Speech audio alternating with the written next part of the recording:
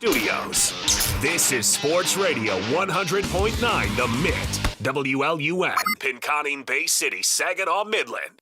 Michigan sports aren't just a game, they're a way of life. And now we've got a show dedicated to die-hard sports fans like you. Hosted by a guy who's borderline obsessed with the wins and losses of all your favorite teams. He's crazy. Every weekday morning from 9 to noon, Ben Bosscher brings you the talk that matters. The teams, the stories, and the players you care about most. This is the Ben Bosscher Show, built by Bresky Siding and Building Repair. Remember that.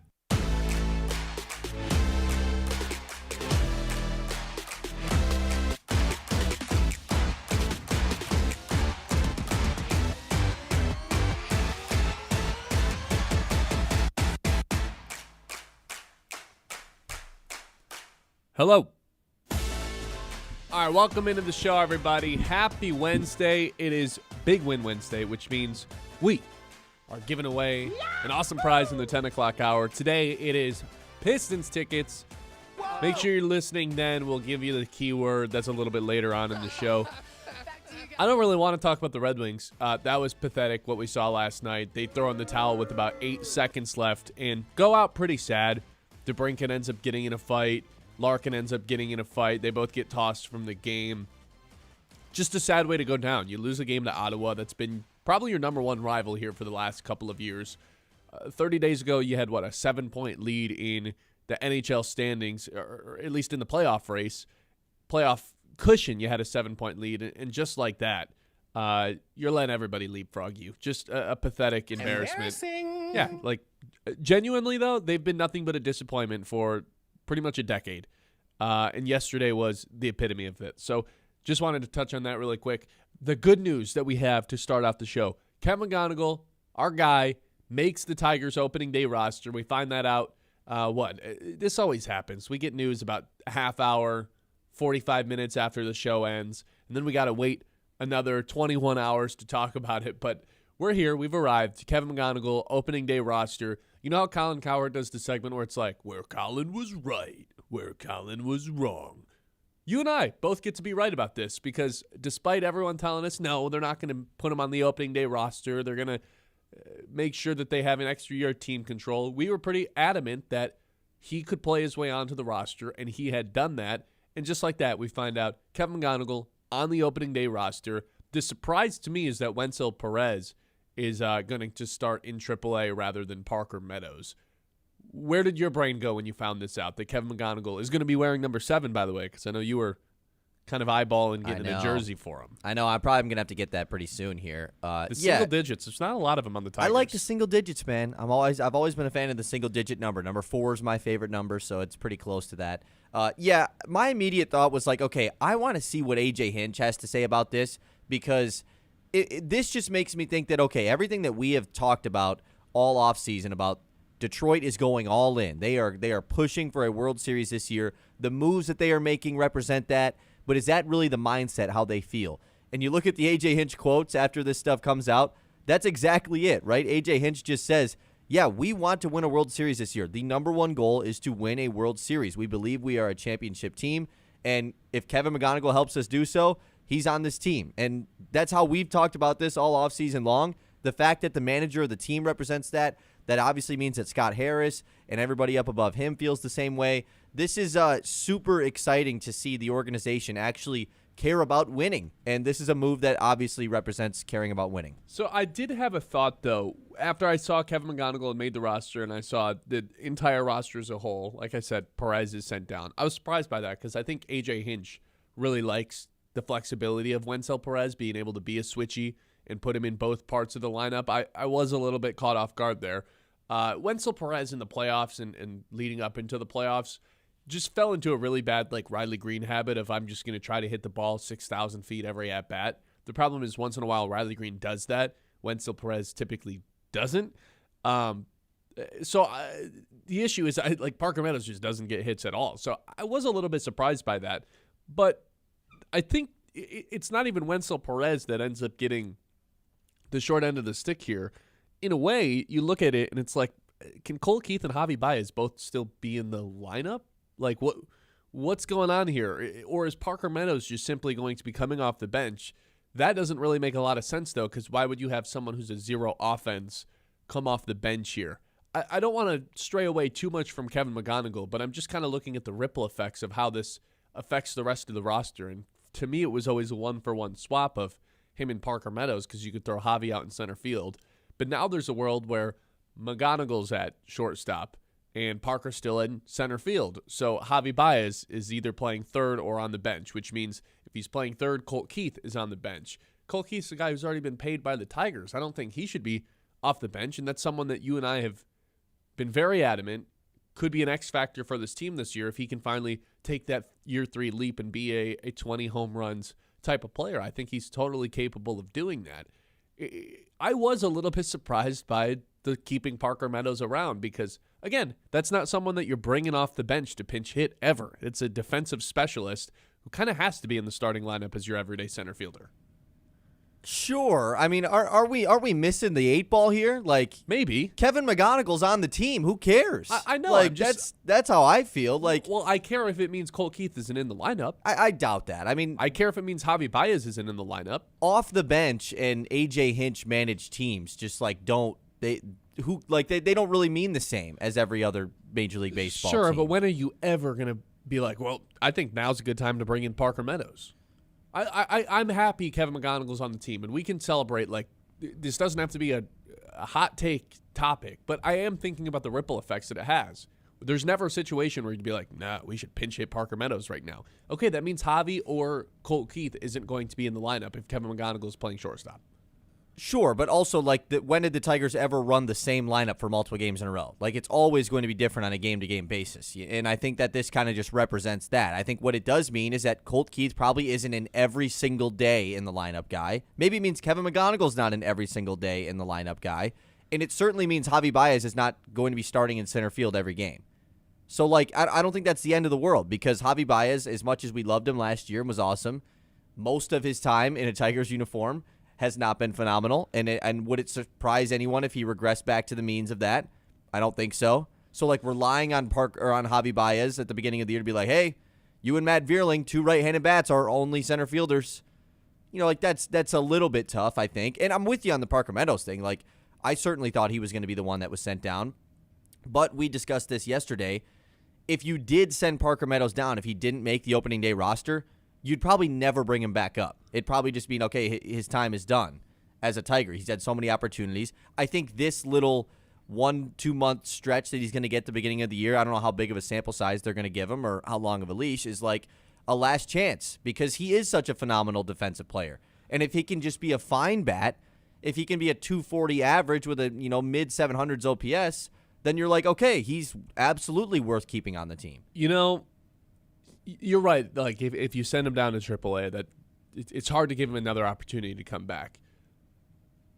These are all good problems to have, though. Totally. It speaks to the depth of the Tigers' 40-man roster right now and the organizational depth as well. And that doesn't even include guys like Max Clark, guys like Jose Preseño, guys like Bryce Rayner, all the top prospects. Even like a Hao-Yu Lee, a guy who probably should have been up on the Major League roster by now and just it's crowded. Hasn't had the chance to.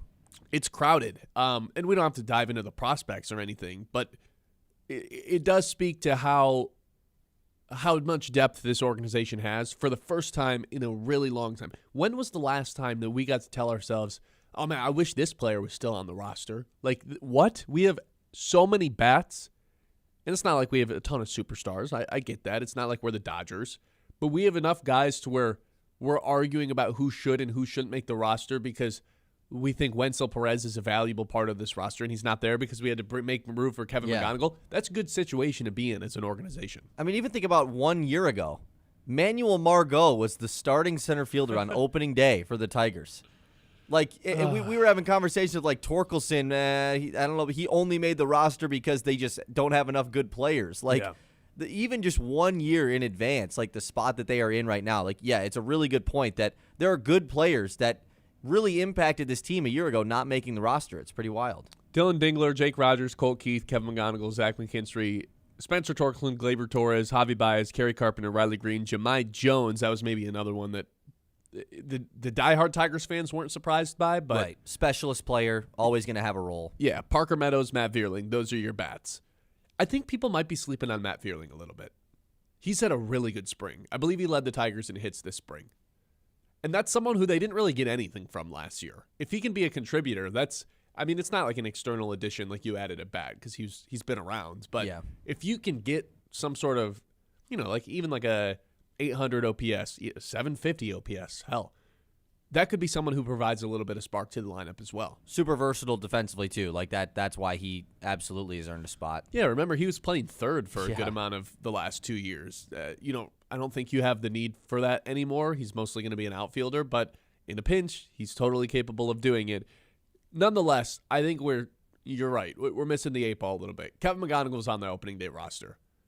How quickly do you think fans embrace him as the guy on this team? Do you think he passes Riley Green right away? Or is there a chance, hey, first 2 weeks don't go as planned, struggles a little bit as rookies do, and all of a sudden it's like, what the hell? Why is this guy not contributing? What happens first? It's tough because I can see both angles here. The pressure that he's going to have on him, you could argue, is going to be incredibly high because of the guy didn't even play at the AAA level. We've been talking about him all off season long. You and even just the question you just asked, is he going to pass Riley Green, the 2-time All-Star, as the best hitter on the team right away? That's so much to put on a prospect that never even took an at-bat at the AAA level.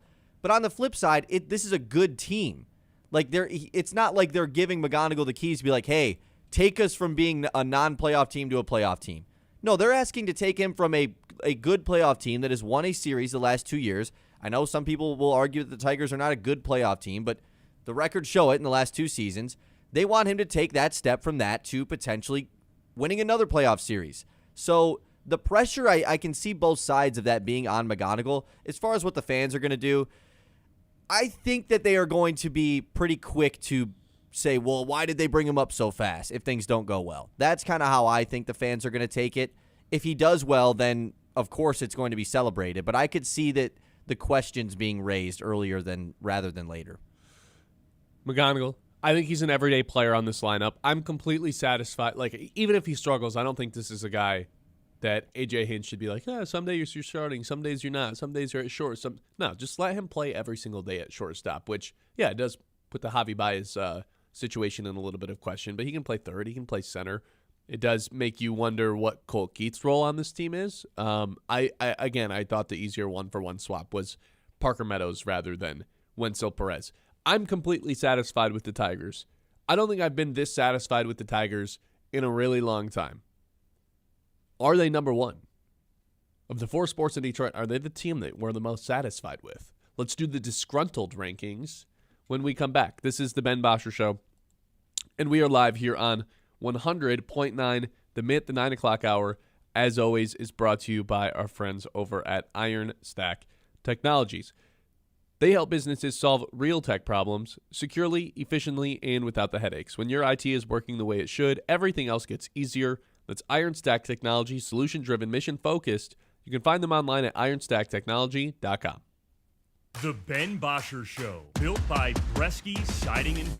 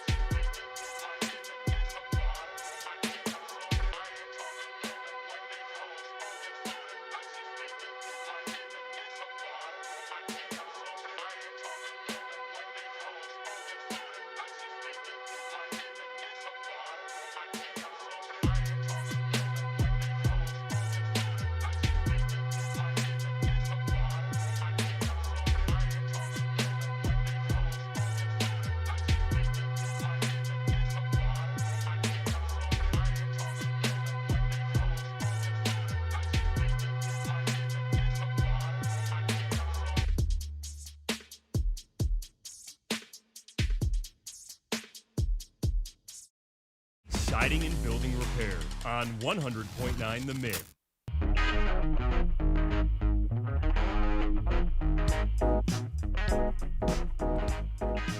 All right, 989-837-6125. This is the Ben Bosscher Show. I want to do the disgruntled rankings with the four teams right now because I'm extremely happy with what the Tigers are doing. I thought they were going to be cheap and do the team control thing. Well, if we start Kevin McGonigle in AAA and he plays there for 3 weeks, then we get an extra year of him in 2000 and forever.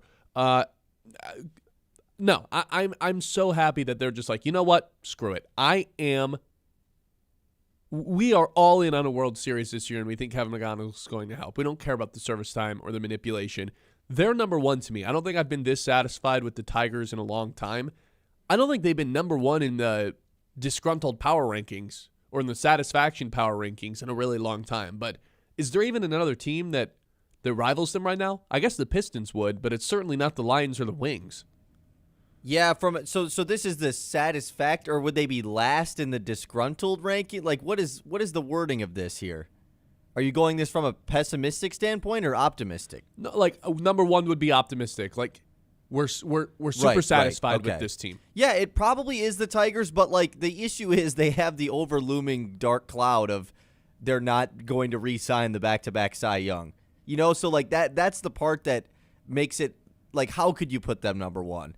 I totally understand. I'm with you. Like, they've done so many things right this offseason, but the Tarek Skubal thing is just there. It's just like any time that you want to make the argument for it to be the Tigers, you can just go to that. I think it has to be the Tigers. I would put the Pistons too. I would have it probably has to be Lions 3, Red Wings 4, right? But there's a pretty clear cutoff between the first two and the second two, because I feel like everyone's kind of upset with what's going on with the Lions right now. Brad Holmes had some quotes yesterday when he went on a podcast. We'll talk on that in the 10 o'clock hour. I mean, what's going on with the Wings right now? This is it's like their time of the year. It's like, hey, it's March, time to disappoint all of our fans yet again. They've got to be the last team in this. I'm amazed that the approval rating with the Tigers and the organization is as high as it's been, because I don't think anyone is sitting here saying like, no, I think Scott Harris is a genius. He's amazing at his job. We've been more frustrated with him than we have satisfied with him, yet here we are. Look at the little kid that he drafted a couple of years ago is ready to be on this team already. I don't think he's a great trader. I don't think he's willing to spend all that much in free agency in terms to add the bat. That might be more of a Chris Ilitch thing, but they did add Framber Valdez, and all those guys that he drafted are kind of ready and becoming some of the Tigers' top prospects now. And even a guy like Kevin McGonigle, he's no longer a prospect. He's here. I mean, he technically still is a prospect, but look at that. Like, they're starting shortstop for this team more than likely on opening day, which AJ Hinch did confirm he's going to be starting at shortstop. This is Scott Harris guy. Does it matter how much the teams are winning? Like, is that really at the end of the day? Because we can be satisfied with the Tigers, right? And if they just start off the first month and a half of the season 500, then there's no way they're number one, right? Yeah, unless the Pistons have already been eliminated from the playoffs by then. Right. They could still like be at the end number of the day, most of this just comes down to if the team is being successful or not currently. And I think it's not all about that, because even the Pistons currently, stuff that happened this season, they weren't that aggressive at the trade deadline. That was a reason for us to be frustrated despite them being so good. So some of that stuff does play.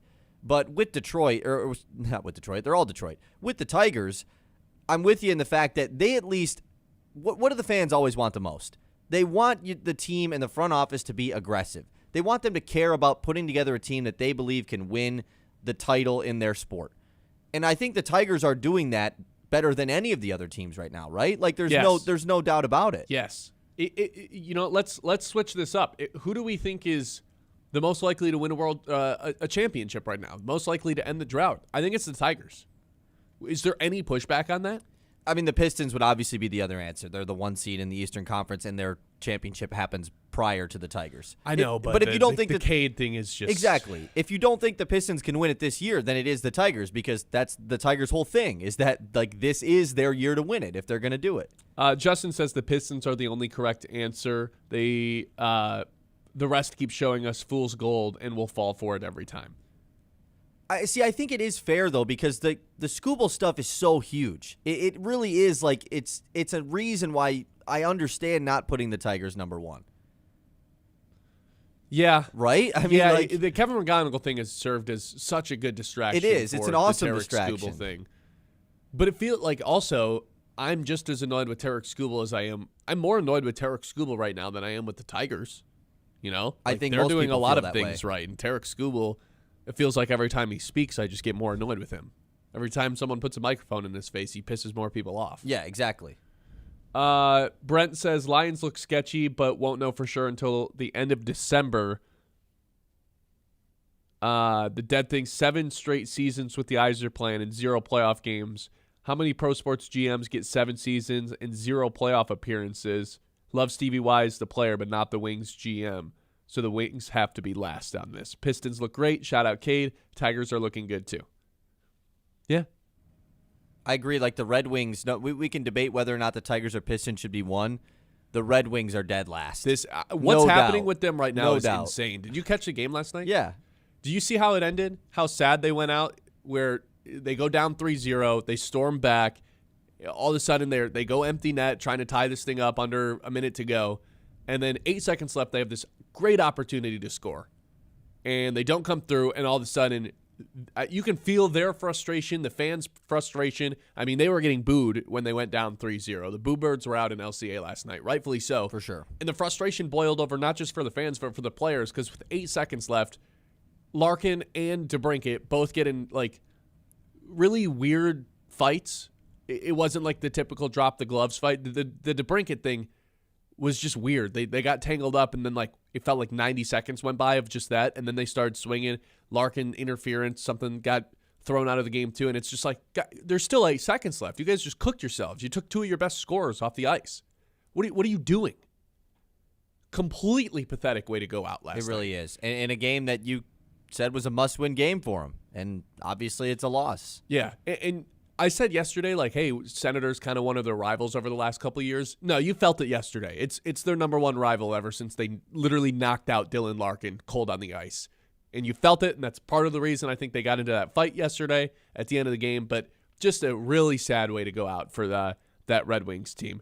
Let's go one more text message here.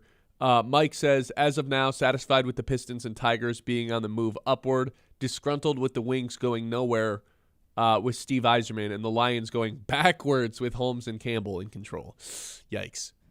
Yeah, I mean, the Lions they kind of just weasel their way into number 3 here, and they are lucky that the Red Wings are as much of a disaster that they are. Yeah. That, like, we don't have to put the pressure on them right now, but certainly there's a lot of frustration there. I do wonder, though, like, if the Tigers made the decision of keeping McGonigle down to start the season, like, how much different are we reacting? Probably Pistons are probably one. Probably for sure. majorly different, right? Yeah. I mean, we would be pretty pissed if because there would only be one real reason to keep him down, and that's, 7,000 years from now, we get an extra year of team Yeah. control. It would prove that they're more worried about, 8 years in the future than this season. Yeah. Which that was what Scott Harris literally told us last year.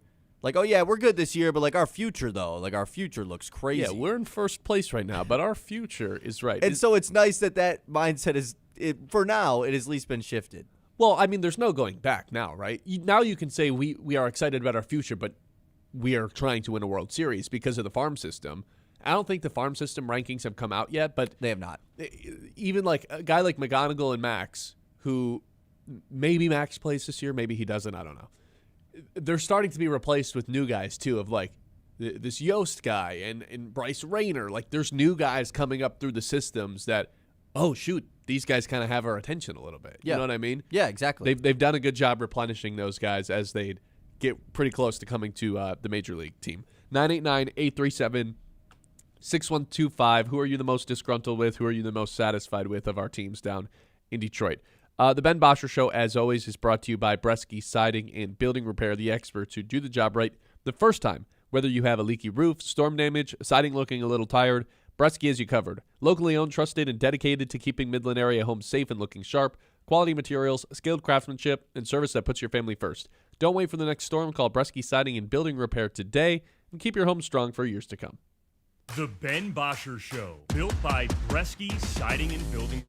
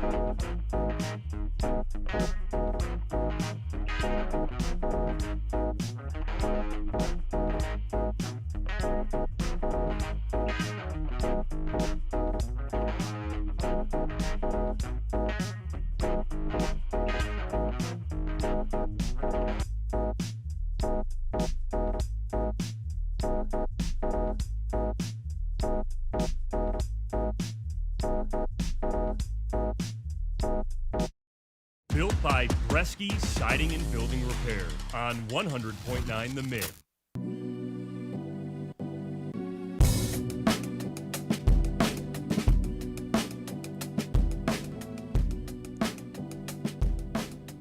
(99-837-6125). Kyle, take it away with the Mitt's Morning Catch. The Mitt's Morning Catch. Okay, let's get right back into the news. Another day. Another Red Wings loss. Is there anything else that you really want to hit on that game, or have you kind of vetted out your frustration on that 3-2 L? No, I mean, yeah, the broadcast knew it.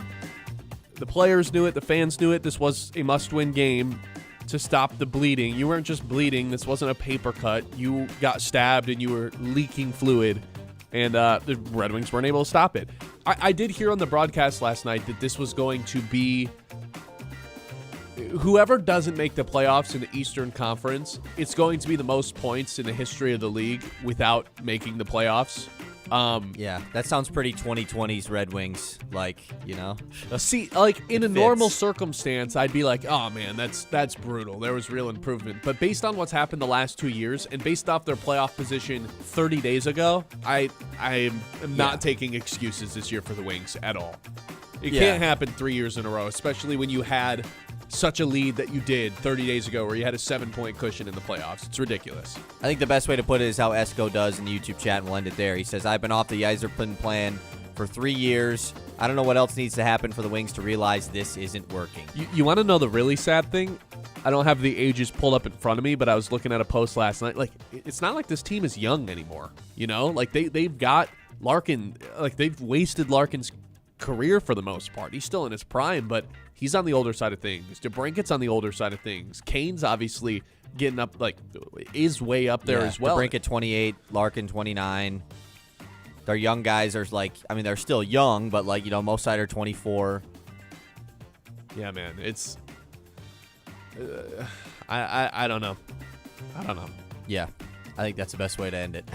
Moving on in the news, we did get some news yesterday with the Cade Cunningham situation going on with the games played. Of course, the NBA rule is that you have to play 65 games to be eligible for all NBA teams and awards.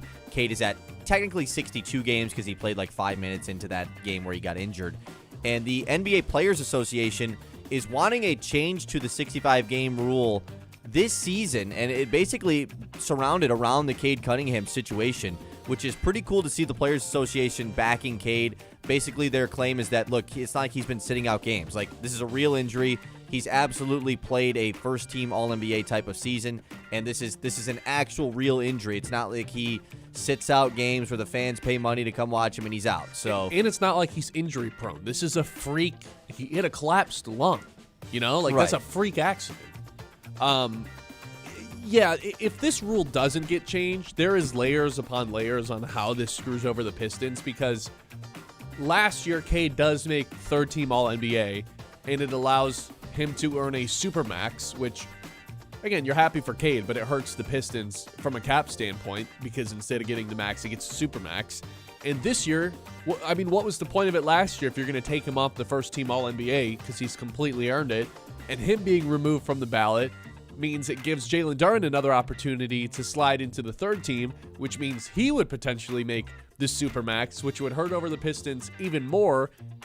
It's just like all of it. The system seems very, very flawed right now, and that's why the NFL or the NBA Players Association is trying to get this changed, so Cade can get his recognition on first team All-NBA. I mean, it's an awesome achievement. It's something that has not been done many times in Pistons history. Like Grant Hill, the last guy. Absolutely. So, like, of course, and he's had this season where he totally deserves it. Like you said, he's already gotten the contract implications for making an All-NBA team, but still, like, the fact that he already has done that, let's let him get on the first team then, Like, I know this is, like, way, way far in the future, but, like, when you're putting together a Hall of Fame resume, yeah, guess what one of the first things you look at is? How many first-team All-NBAs did you make? How many times were you a top 5 player in the league on any given season? Like, that's a big deal. And Cade, without a doubt, has been this year. I really, for the sake of my own sanity, Cade Cunningham, Jalen Duren, so hopefully I want him to make an All-NBA team, but at the same time, like, hey, make it next year. If they both make it, I won't be mad. But if it ends up being a thing where Cade doesn't and Duren is kind of the guy they throw on because Cade didn't make it, yeah, that's really unfortunate for the Pit. Like, I know it sounds dumb to say, but it really is. Like, Duren just makes so much more money in that case. Yeah, so hopefully they can get this changed. Shout out Fred VanVleet. He's not playing this year, but he's the NBA Players Association president, doing God's work for Cade Cunningham right now. Pretty new to that job as well. So, yeah, shout out to Fred VanVleet. Hopefully they can get that figured out because I know all of them want it. Okay, more stuff going on in the news. Big news here, Ben. Aaron Rodgers says he doesn't know if he wants to play next year or not yet. You're right. That is big news. This breaking, too, actually. Do you remember last year where he basically just rope-a-doped us the entire offseason? Correct. And then do you remember earlier this offseason when the reports were he's not going to do that to the Steelers this offseason? Look at that. We have no idea. It's March right now. I would say we don't know whether or not Aaron Rodgers is playing until at least June. I just can't believe the Steelers are doing this. I mean, they essentially brought in a coach just to keep Aaron Rodgers for one more year. What's the alternative? Do anything else? Literally anything else. Like, I don't understand. Like, just investing yourself this much into a quarterback that clearly is probably ready to retire. Yeah, he was good enough last year where I don't think it was like a sad way to go out. That's why I honestly would go out if I was him. But I would like to see him go out sad. Yeah, so, come back, Aaron Rodgers. Why not? Come back. Speaking of quarterbacks coming back, I have a fun thing to do here with you in the news. Joe Flacco is signing with the Cincinnati Bengals on a one-year deal. He said he wanted to be a starter again in 2026. Obviously, he's not going to be the starter in Cincy, but Joe Burrow, injury-prone, so it's not a bad spot to be. Maybe the worst spot to be a backup quarterback. Because you go in and you're like, I'm going to die. Sure, but he goes in there and just puts up gaudy numbers. Like, so at least he gets to do that. You know, like, we were all talking great about Joe Flacco. So what I have to ask you is, though, can you tell me all the teams that Joe has played for now in his career? Because obviously you just think of him as the Ravens QB, but he has sneaky played for like a ton of teams now. Okay, how many are there? Do you have them all pulled up? Yes, I have them all pulled up. There are 7 teams. Okay, Bengals, Browns, Ravens. Where else has he bounced around in the AFC? Yeah, Bengals and Browns last year. Ravens for 11 years of his career. 7 teams. Wow. How many of them did he actually end up playing? All for? of them except for one. One of them was the only one. He started for every team except for one of them. Started multiple games except for one of them. Jets? The Jets, yes. He was with the Jets for 3 seasons, made 9 starts with the Jets. Never with the Giants, I don't think. Nope. Is it all AFC? It is all AFC other than the team he didn't play for, yeah. 2024, he started 6 games. Was the backup for this guy's, and then their quarterback got injured. The Browns? I feel like that was That the was Browns 2023. season. Oh, okay. That was when he took the Browns to the playoffs. Another AFC team. Wasn't the Steelers, wasn't any of the North teams. East, wasn't the Dolphins. It wasn't the Pats. It wasn't South. the Bills. South. He didn't start. It wasn't the Texans, right? Nope, not the Texans. I don't remember. No, because they've always had Davis Mills. Did he start for the Titans? No, it was the Indianapolis Colts. Oh, yeah. He was Anthony Richardson's backup, and then obviously Anthony Richardson got benched. Give me the other They teams. went with Flacco. 2019, he started 8 games for the Denver Broncos. It was his first team post-Baltimore. And then in that Jets run, the 3 seasons, the Jets cut him. He was signed by the Philadelphia Eagles, never played, and then they traded him back to the Jets. So smart. Yeah, so Wait, shout out you're to telling Joe me the Flacco, Jets cut somebody and then gave up draft capital to reacquire them? man. He was traded there, so they must have traded something. I don't know what it was, but he was traded back to the Jets after they cut him a year later. Jets gonna jet. It is classic Jets, yes, totally. Okay, we will save the rest of the news for later. All right, 989-837-6125. This is the Ben Bosscher Show, and we are live here on 100.9 The Mitts. All right, quick shout-out to our friends over at Eastman Party Store, your one-stop shop for everything you need before the weekend rolls around. It's never too early to gear up for the weekend. So you're grabbing cold drinks, snacks, the game needs them. Realizing last minute you do need ice, Eastman Party Stores got you covered. Heading to a tailgate, house party, or just sitting around on the couch tonight, make it easy on yourself. Swing by Eastman Party Store, get in, get out, and get on with your night. Eastman Party Store, quick stop, great selection, and a giant clutch move when you need it most. The Ben Bosscher Show, built by Bresky Siding and Building Repair on 100.9 The Mid.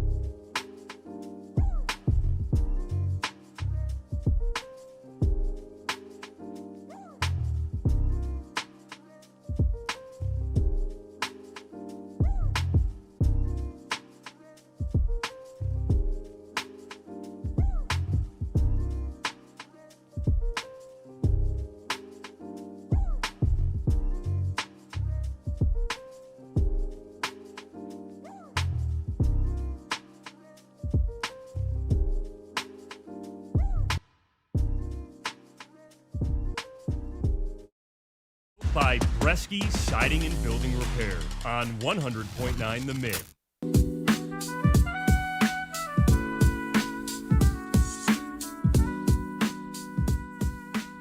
All right, welcome back in.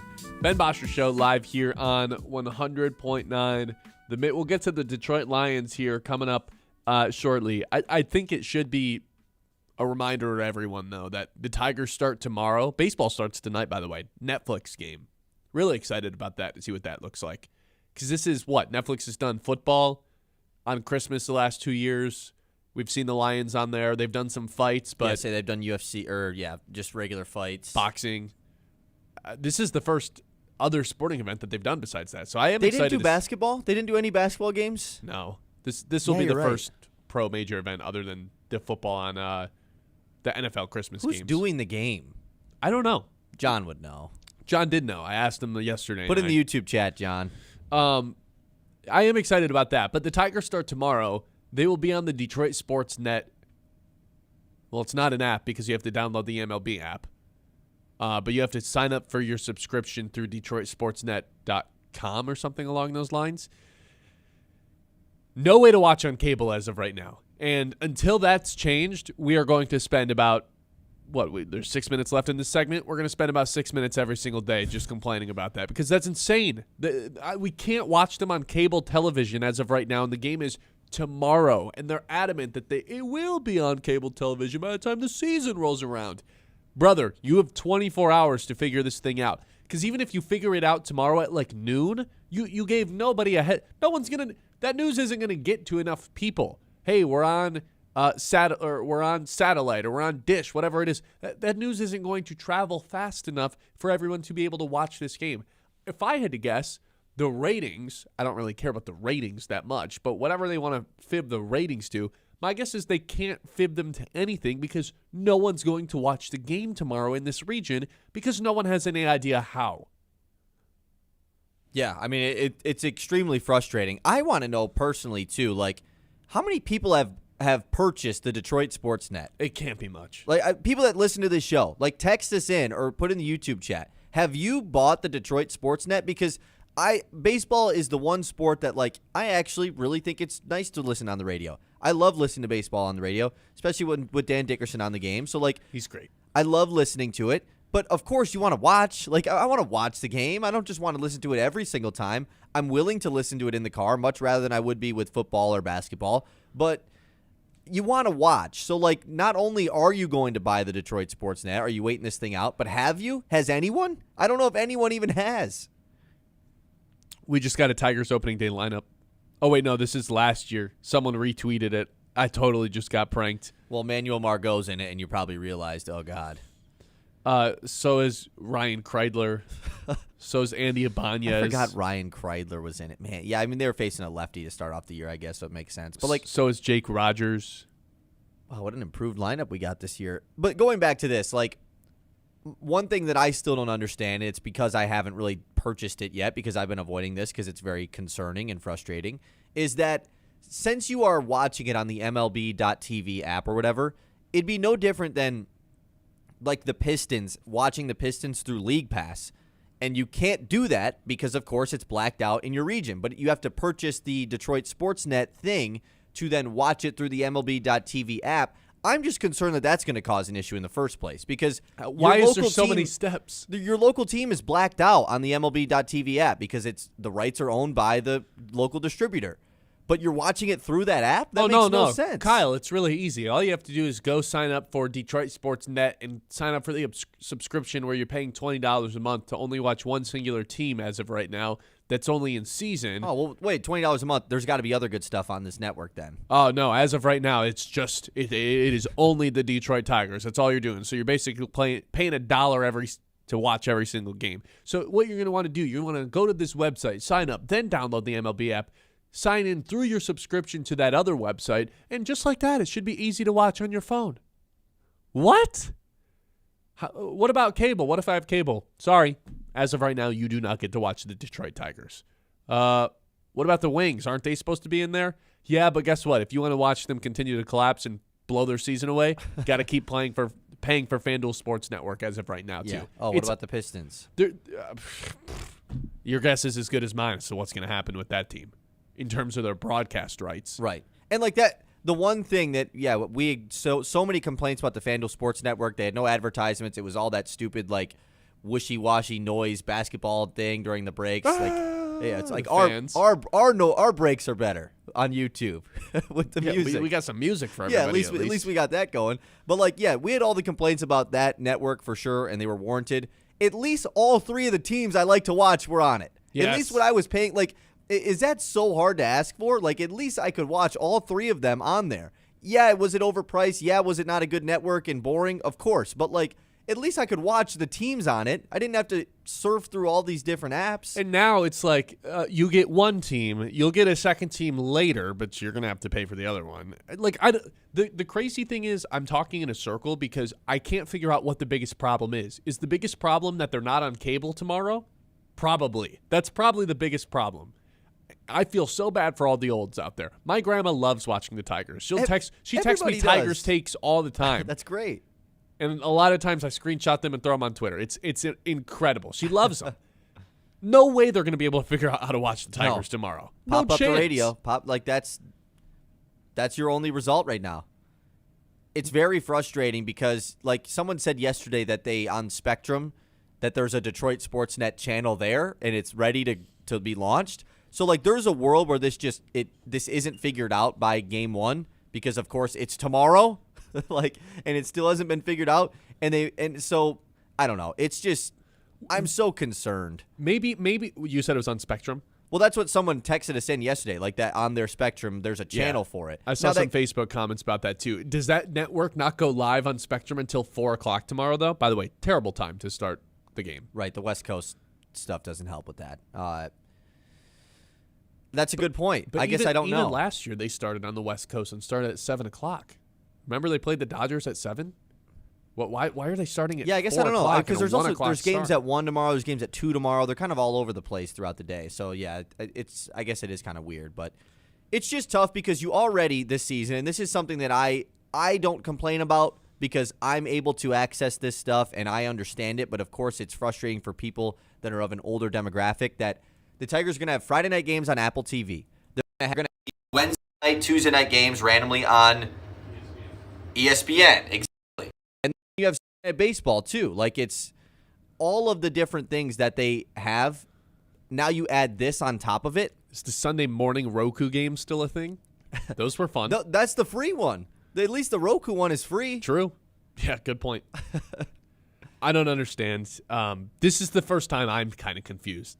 How do I get this? I still haven't bought it. Have you? No, I haven't. I have no plan on how I'm watching the Tigers tomorrow. I'll figure it out. But I'm probably not going to figure this thing out until 3:00. It's tomorrow. dumb because I am going to end up buying it. But I want to wait to see if they partner with a streaming service or a cable network first. If they throw it on YouTube TV or Amazon Prime, that was always the rumor with FanDuel Sports Network was that they were going to partner with Prime. Yeah. Because they were going bankrupt. Yeah. Prime could help them out. Exactly. We can air it on there. If you have a Prime membership, you can pay an extra X amount of dollars per month to watch your favorite team. I think that's a good idea. I want to know how many different devices can stream at the same time. So you can basically text all your friends and be like, "Hey, can we share?" Oh, it'll be limited. The FanDuel one was limited. I think it was 2 or 3 at a time. That works with me. 2 or 3, yeah. Kyle, you and I should split this thing. $20 a month to watch just the Tigers is insane. My issue is I'll have it on my TV at home, and I'm like, okay, I'm going to go to the gym, and I'll forget to turn my TV off, and then I'll pull it up on my phone, and then, my dad's watching it too. That's, it becomes an issue. Kyle just soft said no to me. Oh, what? Yeah, you're probably, no, I need to share it with my dad, dude. My dad's the one that's been blowing up my phone. I know. How am I going to watch the Tigers? Wait, time out. You leave your TV on when you go to the gym? Sometimes I just forget about it. You leave your lights on too? Not the lights. The TV's the one thing that I always that's the one that gets me. Yeah. Never leave the lights on, no, but the TV. TV gets you. 989-837-6125. Won't be on tomorrow, though, that's for sure. I mean, there won't be anything to play. It'll just be a black screen. It'll be like, you want to watch the Tigers? Get lost, brother. 989-837-6125. More on the Detroit Lions because Brad Holmes had a nice 50-minute interview yesterday. Some good takeaways from that when we come back. It's the Ben Bosscher Show. The Ben Bosscher Show, built by Bresky Siding and Building Repair on 100.9 The Mid.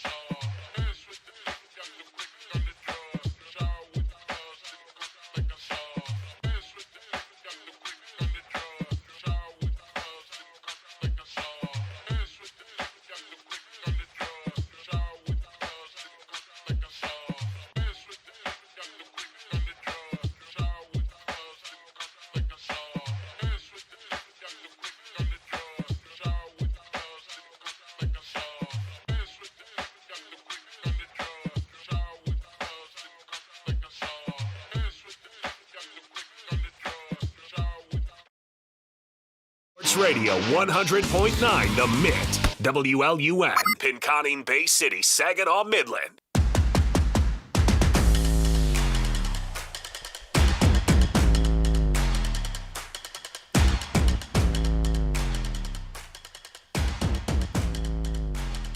So Brad Holmes did an interview yesterday.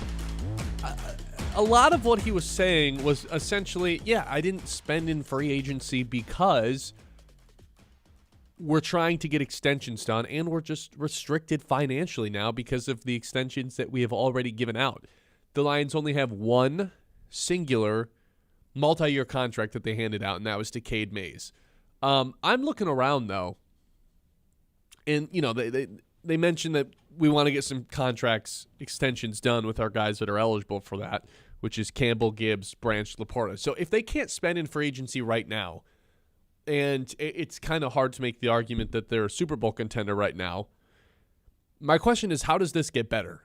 Because you're still paying Goff, Jamo, Hutch, Amon-Ra, Penei Sewell, Ali McNeil, Kirby Joseph. Am I missing any other big contracts that they've handed out? I think that's all of them. You still have to pay Campbell, who's going from a $4.6 million cap hit this year to next year. That's jumping all the way up to $22 million with a fifth-year option. And then if he gets the contract extension, I'd imagine every year you're getting a cap hit of about $22 million. With Gibbs, right now that's a $5.6 million cap hit. That's going to essentially triple and go to $14 million with the fifth-year option. And then if you end up giving him an extension, that's going to be anywhere from $14 to $20 million cap hit every single year going forward. Branch right now is making $6 million. Okay, that's going to jump all the way up to $21 million for market value if he gets an extension. That's on Spotrac, the market value. Laporta right now is $6.7 million. He's projected to jump all the way up to $17 million. So basically, more than double.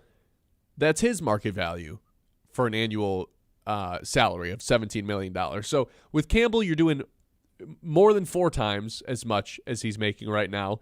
With Gibbs, you're doing 3 times as much. With Branch, you're doing 3 times as much. With Laporta, you're doing more than twice as much.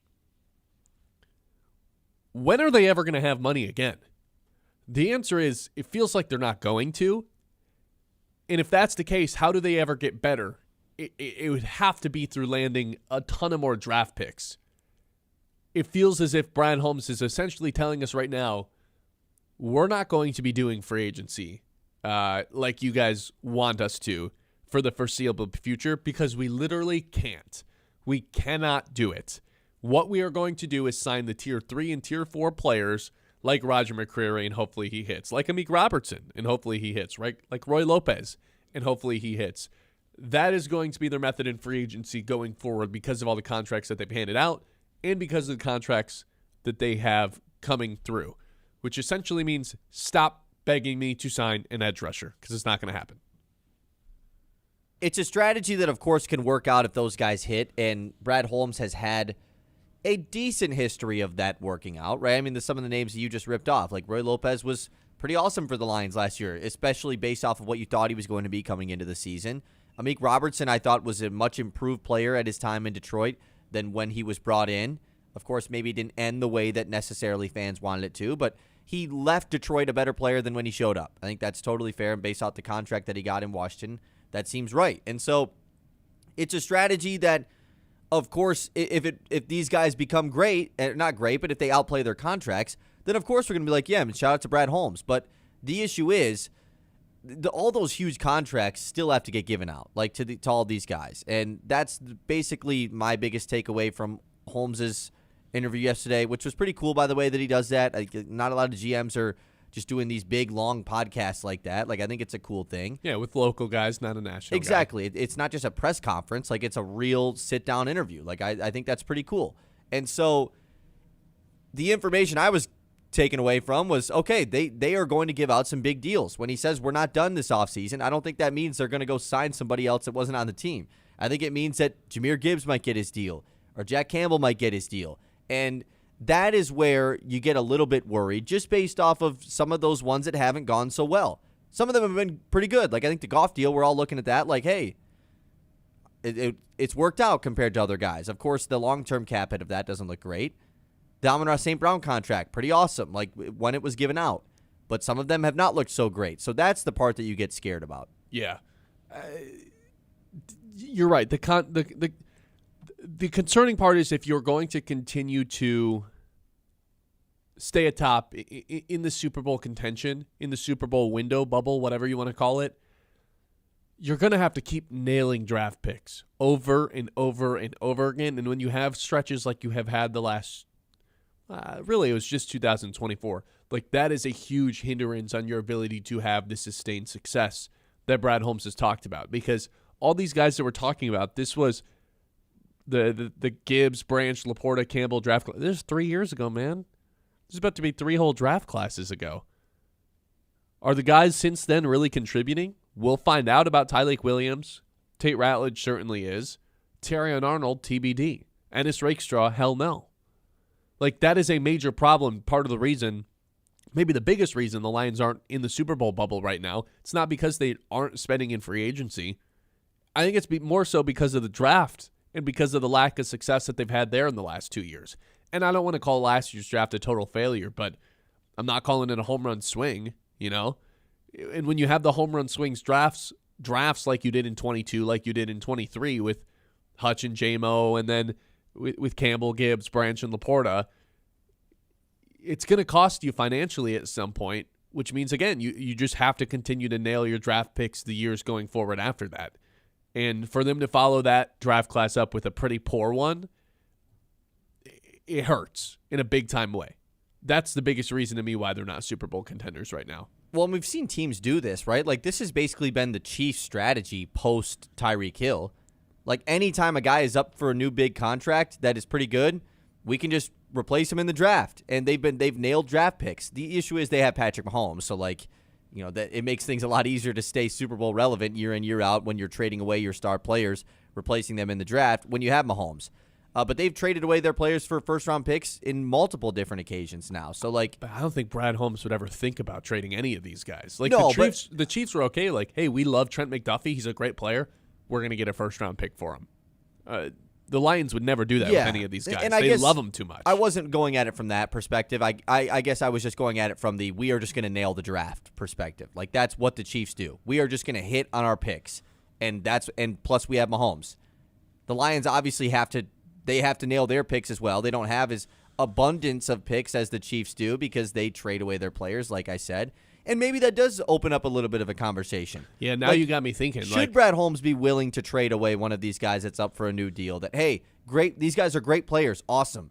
But at some point we have to realize you can't pay everyone. And Brad Holmes has paid everyone. That's been his thing. And we shouldn't believe that he's going to do anything different because he basically just told us on that podcast and he told us by what he's done in the past. But maybe he should be more open to doing stuff like that. Well, now you really got the gears in my brain turning a little bit because, like, we think of the Chiefs as a top-tier organization, right? Not just because they have the Mahomes, but they are constantly doing things the right way. Yeah, they have incredible coaching staff, incredible front office. They just traded away an all-pro corner, so they didn't have to pay him. And then he just got the highest cornerback contract ever from the LA Rams. And now the Chiefs have 2 first-round picks. They're in a pretty good situation, I would say. Is there a world where the Lions look at either Branch or Laporta and say, we think we can get a first-round pick for one of these guys? I don't really think you could, right? Really? Like, just currently. Probably not Laporta. It's a bad time to do it, right? For I get both that, of them because of the injuries? Yeah, that's more so what it is. I'm also not saying, premium positions. But if they're at the peak of their powers and they're healthy, I think those guys the talent is there. Like, you could convince yourself of it. Yeah. But right now, it's not the time. With the injury stuff. And I don't think you look at Gibbs or Campbell. No. It definitely is interesting, though. Yeah, I'm trying to think of other young players on their team that would be worthy of getting, like, premium draft capital, second or a day 1 or day 2 pick. Like, is there any, like, you probably can't trade Kirby Joseph right now. Terran Arnold, if you traded him, that would just be a waste of a first. Like, you'd basically be cutting your losses and trying to get anything back for him. But with that legal situation, says trade J-Mo. Yeah, that's always the one that people are going to go back to. Of course, they're going to say that. I think you could maybe get a late based off of what we've seen. Like DJ Moore went for a second-round pick. If someone at the very end of the first round potentially could. But this just goes back to the point that that'd be a tough one to get rid of. I wouldn't want it to happen either. I'm not saying I would want any of these to happen, but like Ryan in the YouTube chat just makes a good point saying, what's Brad plan if someone he signs like Kirby Joseph has injury issues and nobody knows what's going on with him long term? I'm terrified something similar is going to happen if they pay Gibbs early. Dude, Laporta's the scariest one. Right. Like, at least with Branch, we know, hey, torn Achilles, you can recover from this even if it takes longer than you expect. Laporta has, like, problems with the discs in his back. That's extremely concerning. I'd be really worried about giving that guy an extension. I would still be worried about paying Branch too. Sure. Because, like, let's be honest with ourselves. Do we really think Brian Branch is going to be 100% Brian Branch next year? Probably not. It's more likely that it's a no than yes. Yeah. Even when he does come back, whenever that ends up being. It usually takes a good year and a half to recover from an Achilles injury like that. I'd be hesitant to give out the Laporta and Branch contract. Yeah. And you know me, dude. I love Laporta. I think he's one of the more underrated all the Lions players. Fans do, yeah. But, like, that's another guy that people have, like, he's kind of the odd man out. I think Laporta is one of the most undervalued players across the league. When you just look at his talent versus the production he's getting in the stat sheet, he's incredible. And if he wasn't on an offense that featured St. Brown and J-Mo, I think he would be getting an incredible workload somewhere and would be able to do it. I think now the question is, can his body hold up? Because he's been a handful of injuries in his 3 seasons in the NFL. Nick from YouTube says, I can understand and even respect being loyal to your guys, but you can't make everybody the highest paid player at their position every contract. It just doesn't work that way in a capped league. Ask what he thinks about the Lee McNeil contract. And Brad Holmes would never be like, well, yeah, that was a mistake, because then you're basically saying, I don't think Lee McNeil can live up to it. And I don't want to sit here and say Lee McNeil can't live up to it, but, like, good golly, Can man. he? I don't know if he can. It's a bad contract right now. It's a really, really bad contract. I think he right could now. totally improve off of what he was last year. Like, absolutely. I would sure hope so. Yeah, oh, my God. Exactly. Like, I don't know if he could ever return to what he was in 2024. But even like, if he returns to what he was in 2024, yeah, like, is he he's still not living up to that Is he still contract. living up? Yeah, I don't know.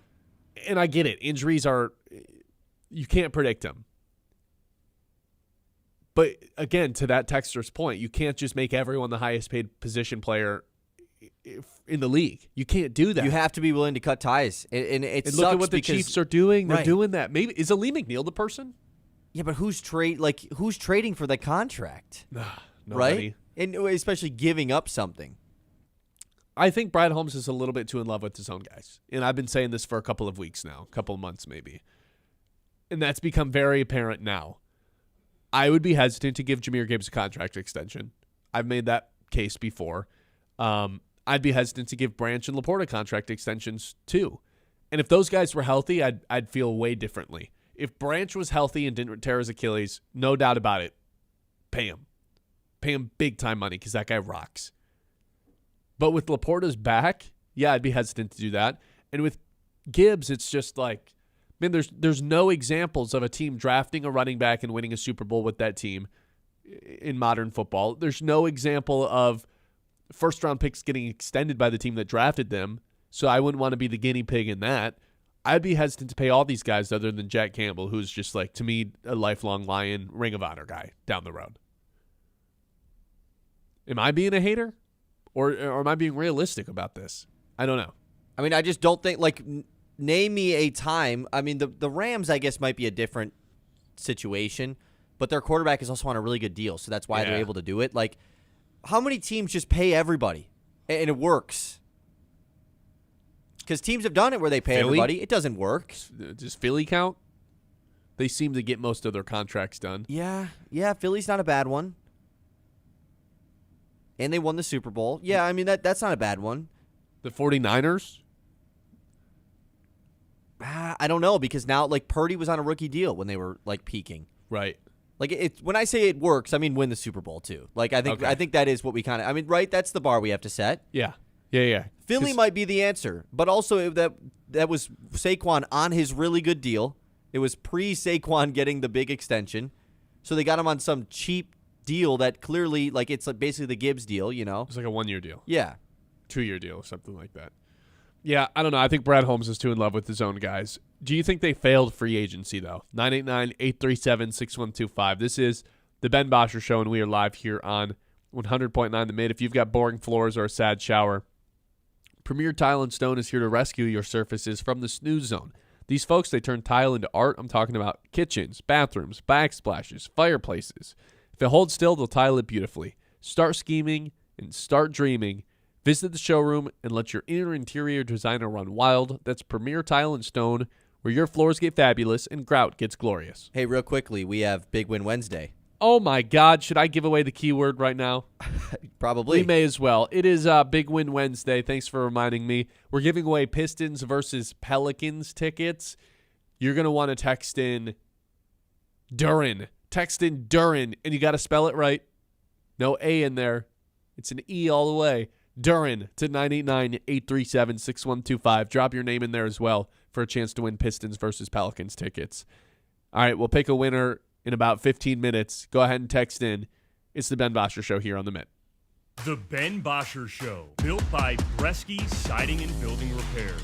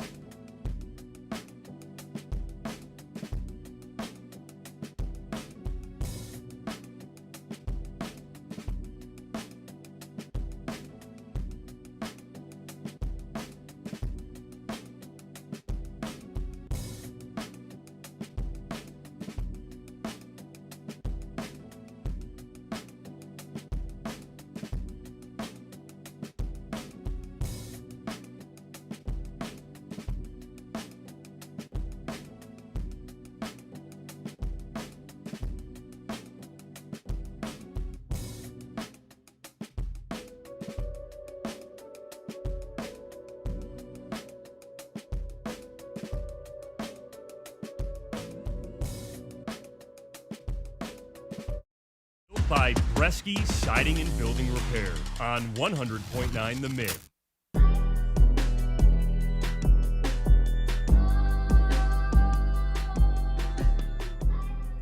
All right, 989-837-6125. Big win Wednesday. Thanks to our friends over at Garber Chevrolet. We're giving away Pistons versus Pelicans tickets for tomorrow. This is for tomorrow, so make sure you can go. All you got to do is text in Duran, as in Jalen Duran, to 989-837-6125 for a chance to be a big winner. Huh. I thought you meant like during the show we're going to talk about, You've got to be playing with me right now. There's no way that's what you thought. Text in Jalen Duran to 989. We'll pick a winner at the end of this segment. How about that? Games tomorrow, by the way. So what we were talking about, did the Lions fail free agency? I think it's maybe not as simple as yes or no, because if you want to actually break it down, where did they fail? Where did they not fail?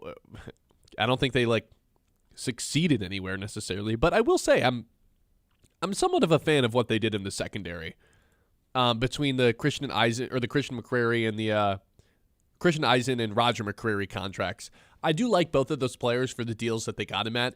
Eisen is going to be one of those guys that you can kind of play like Brian Branch all over the place, play him in the nickel if you need to, play towards the line of scrimmage, ferocious in the run game, just kind of a box safety. I like that player for the price that they got him at too. McCrary, that's someone the Rams traded draft capital to go get last year. And we just crowned the Rams one of the best organizations in the NFL, especially in terms of how they evaluate talent across the league. So, yeah, I like the McCrary signing. That is Amik Robertson 2.0. In terms of the edge rusher, yeah, complete and utter failure. I don't understand what they're doing there. Peyton Turner, I saw a stat that he's played 31 of 85 possible games since he's been drafted in the NFL. That's terrible. He can never stay healthy. This is Marcus Davenport 2.0. And the crazy thing is he has zero guaranteed money, so if the Lions wanted to cut him, it would cost them nothing against the books this year. And then DJ Woonham, okay, man, that's a downgrade from what you had last year in DJ Al-Qadim Woonham? Yeah, exactly. Downgrade in what you had with Al-Qadim Muhammad, although Holmes did say yesterday he didn't think the Panthers were getting the most out of him in terms of how they were using him. We'll see. So, yeah, the edge rusher, complete failure of a position that they added in free agency, which restricts them to having to draft one at some point in this year's draft. The linebacker spot, I don't even know what they could have done. They're so tied to Derek Barnes, unfortunately, on a $9 million cap hit this year that they kind of felt forced or handcuffed to him to where they couldn't make a move. So I guess you just NA, no grade there. And then with the offensive line, I'm just full TBD on everything they did with the offensive line. Holmes did say something yesterday about Larry Borum totally being capable of starting. Don't love that. And I'm just I just refuse to plant my flag anywhere with Cade Mays. He's never gone into a season as a starter, and now he's a top 10 paid center in football. So that's the half glass empty side of things. The half glass full is, hey, he excelled last year at center once he finally won that starting job and has continued to get better at that spot over the course of the last 2 years. Could be a good contract, too. It could end up being a steal of a contract. Yeah. Also, could be a terrible contract because he's a top 10 paid center and has never played like one. So I'm not going to plant my flag anywhere until I see him play. So I don't know if they necessarily failed free agency. If it's black and white, then yeah, I think they did fail. But I don't think it is black and white. I think this is barely a passing grade. They got a C or a C+. I think if we were just basing it off of did they get better or worse in free agency, they got worse, which means they failed, right? If and the offseason isn't a failure because if they draft their left tackle for the future and their second-round pick ends up being some sort of contributor, probably on defense, then I feel pretty good, honestly. I would feel pretty awesome about the offseason. But that doesn't count free agency. They got worse in free agency, and the team didn't make the playoffs last year. Mm-hmm. That's a fail. If you just want to put it how it is, it just is. Yeah, that's maybe it is black and white. I don't think it is because you have to take everything with a grain of salt. Yeah, you got to take context into consideration. if I were to say failure, it makes it feel like they didn't do anything. Again, I want to reiterate this. I like what they did in the secondary considering what they're up against right now.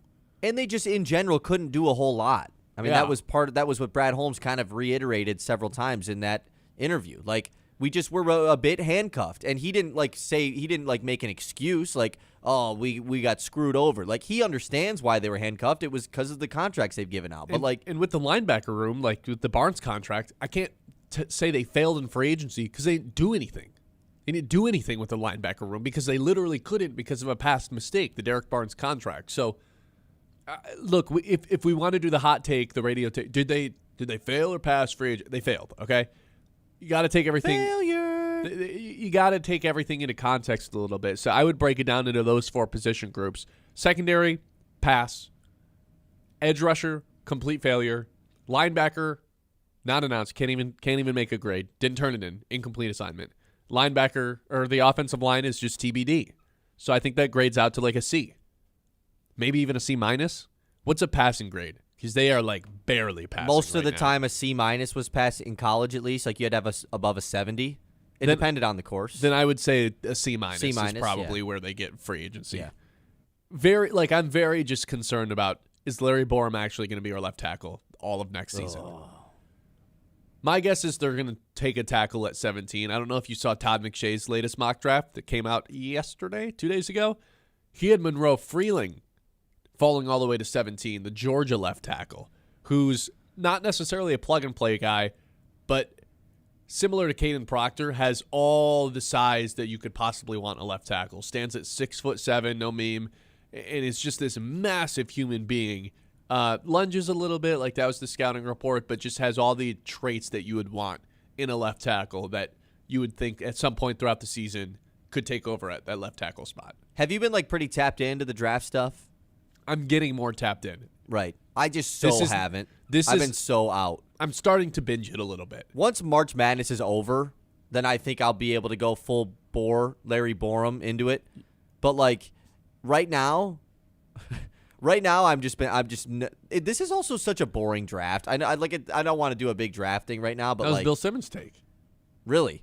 Yeah, he said it was the most boring draft he can remember. Really? I guess I missed that. I don't know why that is. I agree. It's such a boring draft, man. Is it just because there's only one quarterback? Yeah.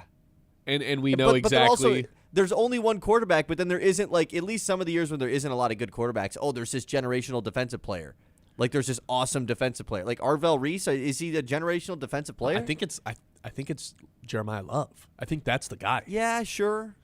But running backs, they don't really get people's needle moving. I just anymore. haven't been tapped into the draft stuff, like, really at all. I know the names of the tackles, and that's basically it. I'm telling you, this is me to you and our audience. You can enjoy this too. The Ringers website for the draft, the Todd McShay draft board, it's got a top 100 big board and a mock draft that gets updated every so often. Extremely user-friendly. Looks awesome. They just launched it like 48 hours ago. Yeah, but what does Mel Kiper think, though? I don't care. To be quite honest, I really don't care. Yeah, I know. You can find out everything you need to know about all the top 100 prospects on this portion of the Ringers website. Really cool stuff for anybody out there. 989-837-6125. We still have to give away our our Detroit Pistons tickets. We'll give you guys one more chance to text in Durin to 989-837-6125 to win tickets to tomorrow's Pistons game, Pistons versus Pelicans. We'll pick our winner during this commercial break. You got one more chance to text in. Big Win Wednesday, as always, thanks to our friends over at Garber Chevrolet. If you need a new car, you're in the Great Lakes Bay region, even if you're not, you got to head up to Midland, Garber Chevrolet Midland. They're going to help you find whether it's a new car, used car. They'll make the whole process super easy. Even if you have a car and you need to take it into the shop, guess where I always take my car? Garber Chevrolet. You want to know why? You can book your appointments online. They can get you in and out without the hassle. They're not going to try to upsell you on stuff you've never heard of. They are the place to fix your car. They are the place to find a new car. They are the place to find a used car. Garber Chevrolet in Midland, they make the whole process easy, and they make Big Win Wednesday possible. We will pick a winner for the ticket giveaway when we come back here on The Ben Bosscher Show. The Ben Bosscher Show, built by Bresky Siding and Building.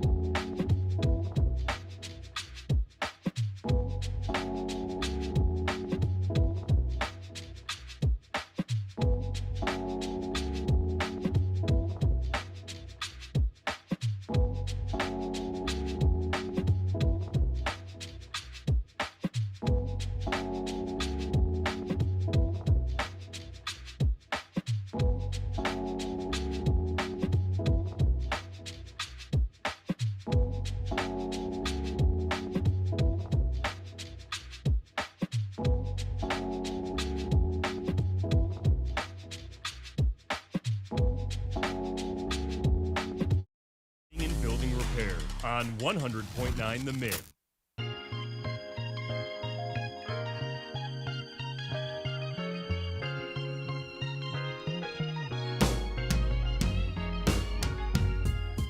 All right, welcome back in. Congratulations to our guy, Noah. He is going home with Pistons versus Pelicans tickets today. He's our winner for Big Win Wednesday, as always, brought to you by Garber Chevrolet.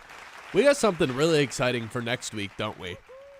It's not Pistons-Pelicans tickets, but we're partnering up with some really cool people in the Great Lakes Bay region to give away some trading cards. We're going to open up some packs.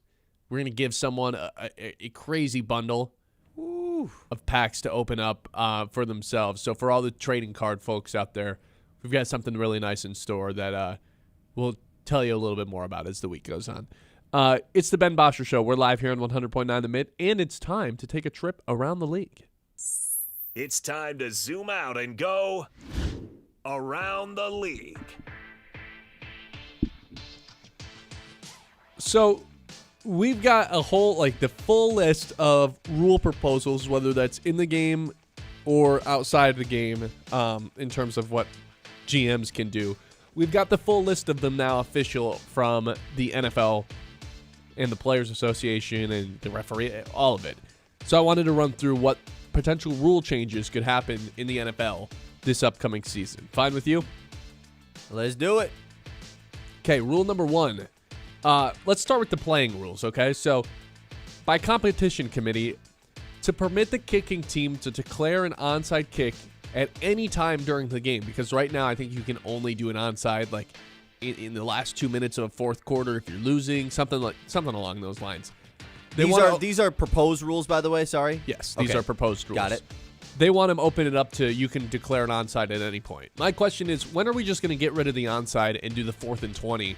Pick this up and you get the ball back. See, that would be so fun, but I would hate it. No, you wouldn't. It would allow what's the point of playing the whole game? Just to allow it, it'd be way easier to get a 4th and 20 than to get an onside kick. Yeah, right? But the problem is it is impossible to recover an onside kick now.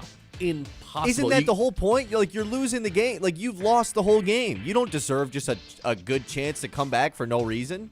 Right? Isn't that kind of the whole point? I guess, but now you can't catch a team off guard is the problem with the onside with that. Kick. Totally agree with the current onside kick is it sucks that you have to be hey, we're doing an onside kick, guys, just so everybody knows. Yeah. And then the hands teams are just too good.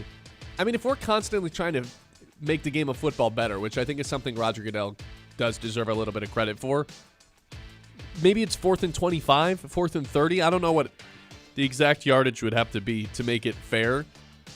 But I just the onside kicks, they just don't work anymore, man. What if we made it so that you got to kick a regular kickoff, right? If your kicker puts it through the uprights, you get the ball back. But can't most kickers do that, though? Yeah. I just want to see that implemented more. I just want to see the 4th and 25. Hey, you guys are I do want to see that. I wouldn't mind if 4th and 25, you get the ball back. I wouldn't mind if they did that for weeks 1 through 4. That is the rule. You know, don't let it count later in the year because the games matter much more. I wouldn't mind them testing it out, but not for an entire season. What if it was 4th and 20 from your own 5-yard line, so you only had 15 yards to work with, and there's safety potential, so it's a real risk. Okay, and then but it's played like a regular clock, the clock is still involved here. No. I would think no for that, right? This is all in theory. They did this in the XFL, correct? I think so. The UFL? One of them, I think they did this. I would be interested to see how that went. Next rule proposal, to eliminate kicking teams' incentive to intentionally kick the ball out of bounds when kicking from the 50. So if there's a penalty on the PAT, the ball gets moved up from the 50, you can boot it through the back of the end zone right now, and you get the ball placed at the 25-yard line for the other team.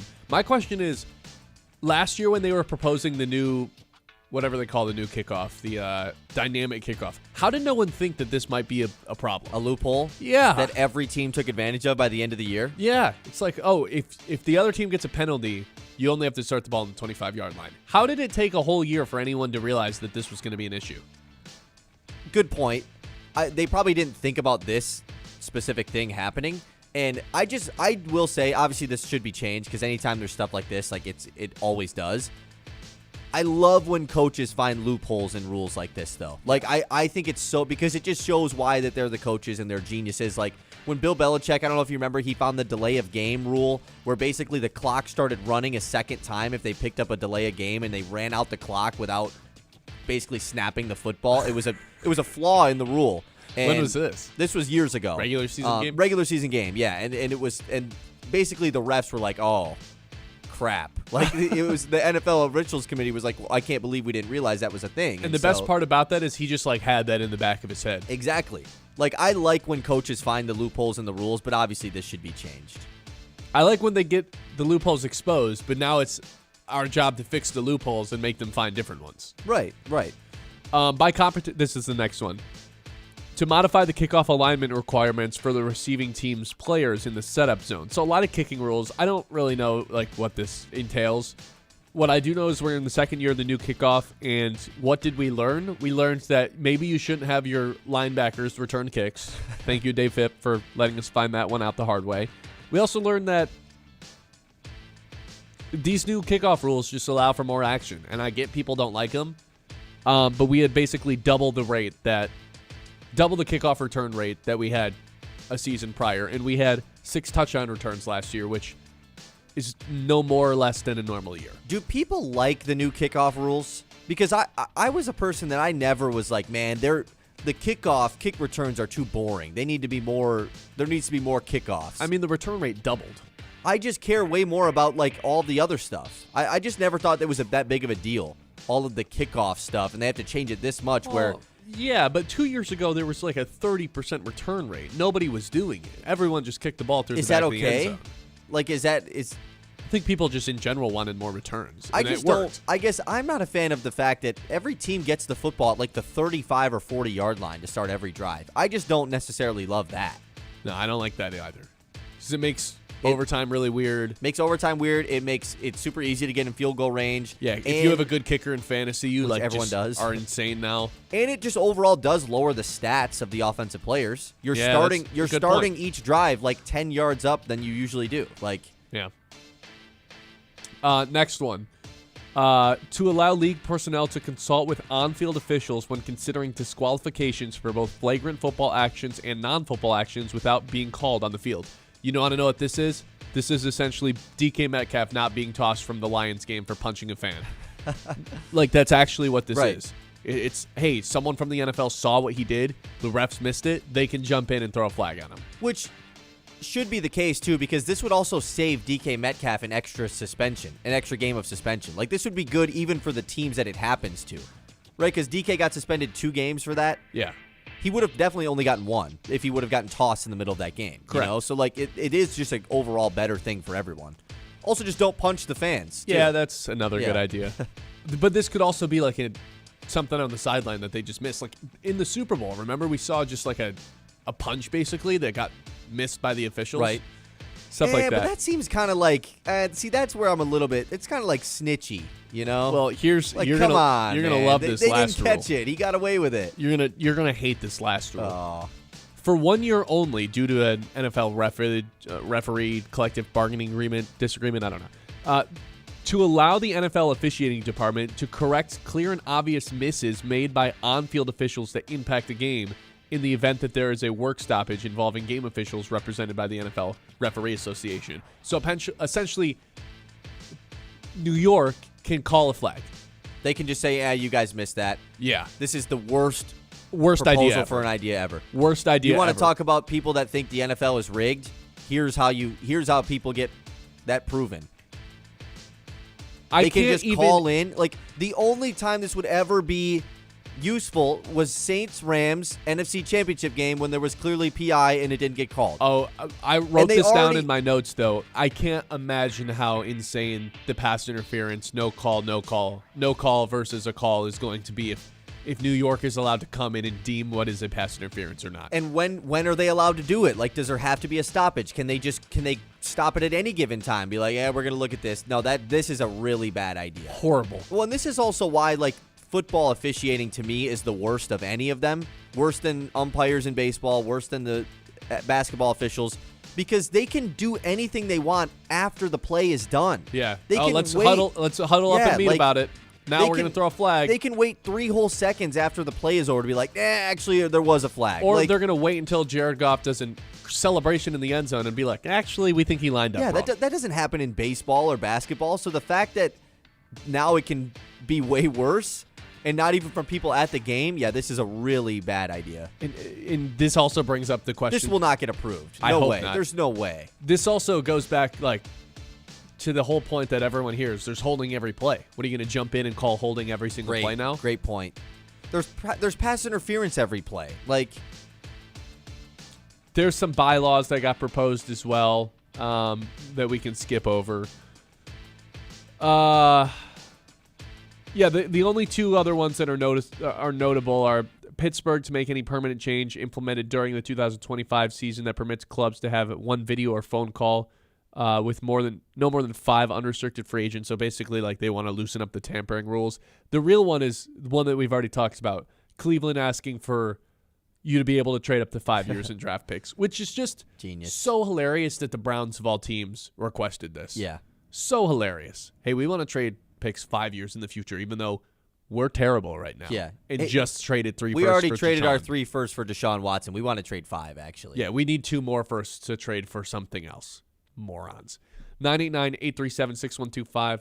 Around the League, as always, is brought to you by our friends over at Aired Insurance. They understand not everyone's insurance needs are the same. They want to work personally with you to create something best suited for your needs. Whether it's life, home, auto, physical insurance, it's all available with the Aired Insurance Group with Farm Bureau Insurance. The Ben Bosscher Show, built by Bresky Siding and Building Repair.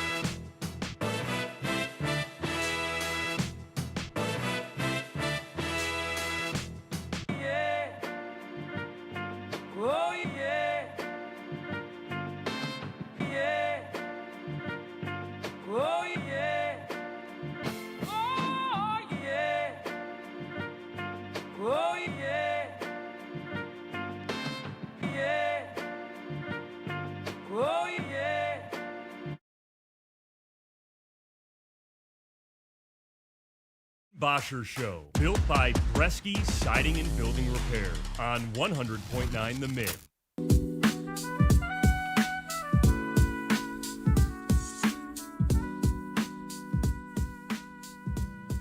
So let's put a bow on the conversation. Do we feel like the Lions have failed free agency? 989-837-6125. Also kind of throwing it out there that they are not only restricted financially this year, but it's going to get a heck of a lot worse because Campbell goes from a $4.6 million cap hit to $22 million with his fifth-year option. Gibbs triples essentially with his fifth-year option. Branch's cap hit triples with his market value. Laporta's cap hit more than doubles for his. They're just, if you think they're restricted financially now, just wait until next year. It gets a heck of a lot worse if they're going to actually bring back all four of those guys.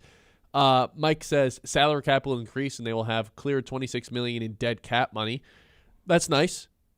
You're right about that's a nice thing to have going for you. I don't know if it saves you because that $26 million cap money that you free up, guess what? That just gets filled up by these contracts that we're talking about right now, and then you're just dealing with the salary cap increasing again. Tony says, good problems to have, just got to make smart business decisions. Aren't the smart business decisions not paying certain players like Ali McNeil, like Derek Barnes? Like, aren't those the decisions that have already been made and already come back to bite the Lions? And now the smart business decisions are, well, are we actually going to pay Laporta or are we going to trade him? Are we actually going to extend Brian Branch or are we going to trade him? Are we actually going to give Gibbs a full 4-year contract extension or just ride this thing out with fifth-year options and franchise tags? Like, those are the business decisions that Brad Holmes are going to have to make here, is going to have to make here over the next couple of months. Well, it feels like you can't make smart business decisions based off of the previous ones that were made that clearly weren't smart, right? Like, that's Correct. The whole reason why they haven't been able to be flexible in free agency. They have no option to because they're handcuffed to the contracts that they've already given out. Kent says, doesn't help that we have overpaid players. His decisions with extensions haven't been the best. Yeah, man. It's so tough to do it in hindsight because we weren't saying this at the time when Ali McNeil got paid. That's not what we were saying. Oh, look at this. This is going to come back to bite the Lions. Nobody was saying that because he was in the middle of the best year of his career. But after the injury, and even since he's come back from the injury, I'm looking at that $28 million cap hit, which is the third most on the team. And it's like you almost just put your hands in your head of like, oh, my God, this is disaster potential for the Lions over the next 2 seasons. Disaster. Yeah. Yeah, I don't even like thinking about that. Chuck says probably why they only restructured Goff's contract. They can do a couple others next year to help. It hurts when you have some great players and want to keep them, but the reality is you're going to have to let some of them go sooner rather than later. We very well may see more trades next year. Yeah, I mean, like, again, what we were talking about. We used the example of the Chiefs. They just traded away an all-pro corner and Trent McDuffie because they want to hit the reset button a little bit, which is easy to do when you have Mahomes. Not as easy to do when you have Jared Goff. I love Jared Goff, but he's not Mahomes. They are trading away players to acquire more first-round picks and get younger. The Lions are continuing to pay everybody, have limited draft supply because they don't have a third-round pick this year because they got aggressive and went and jumped and got Isaac Tesla.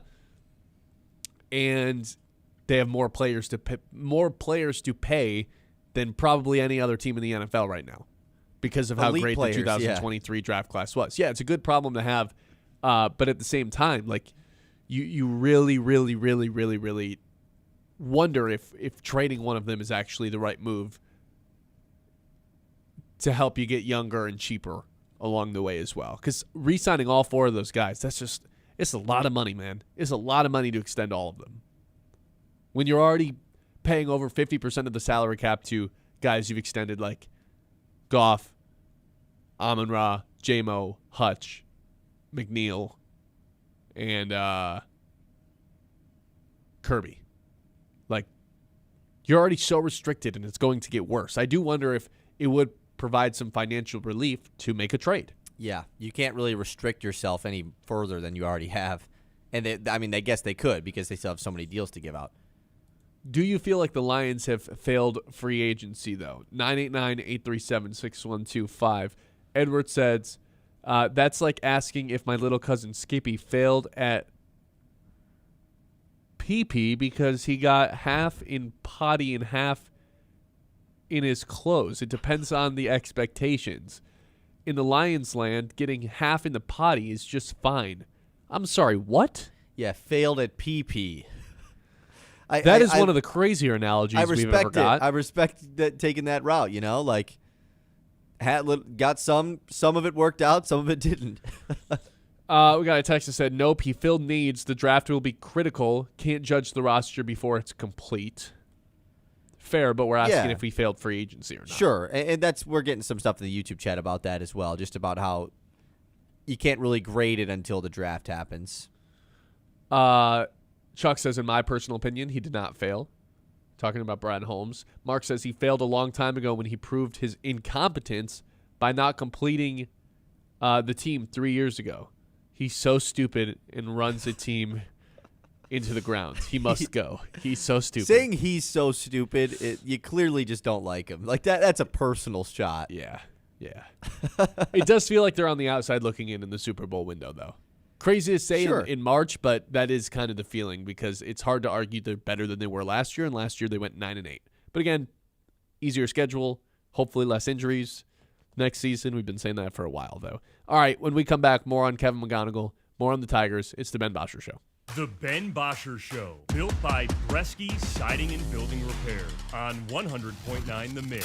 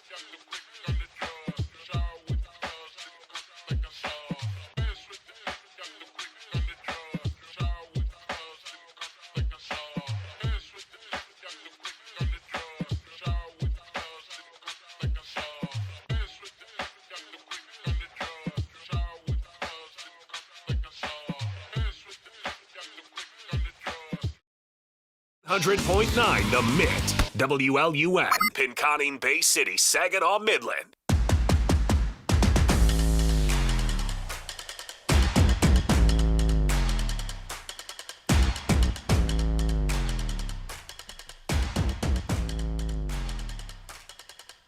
I got some news for you.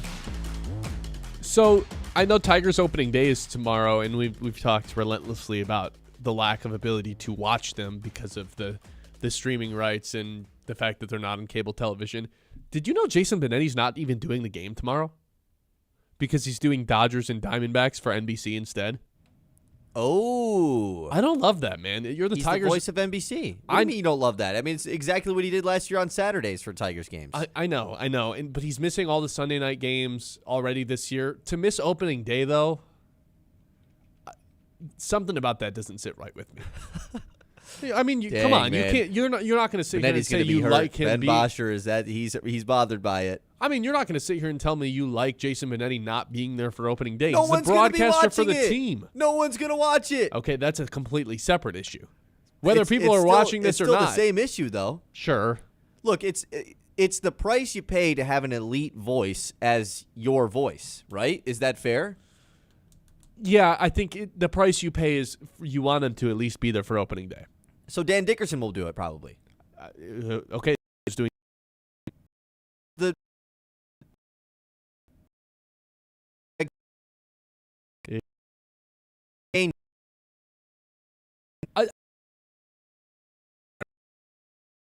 I don't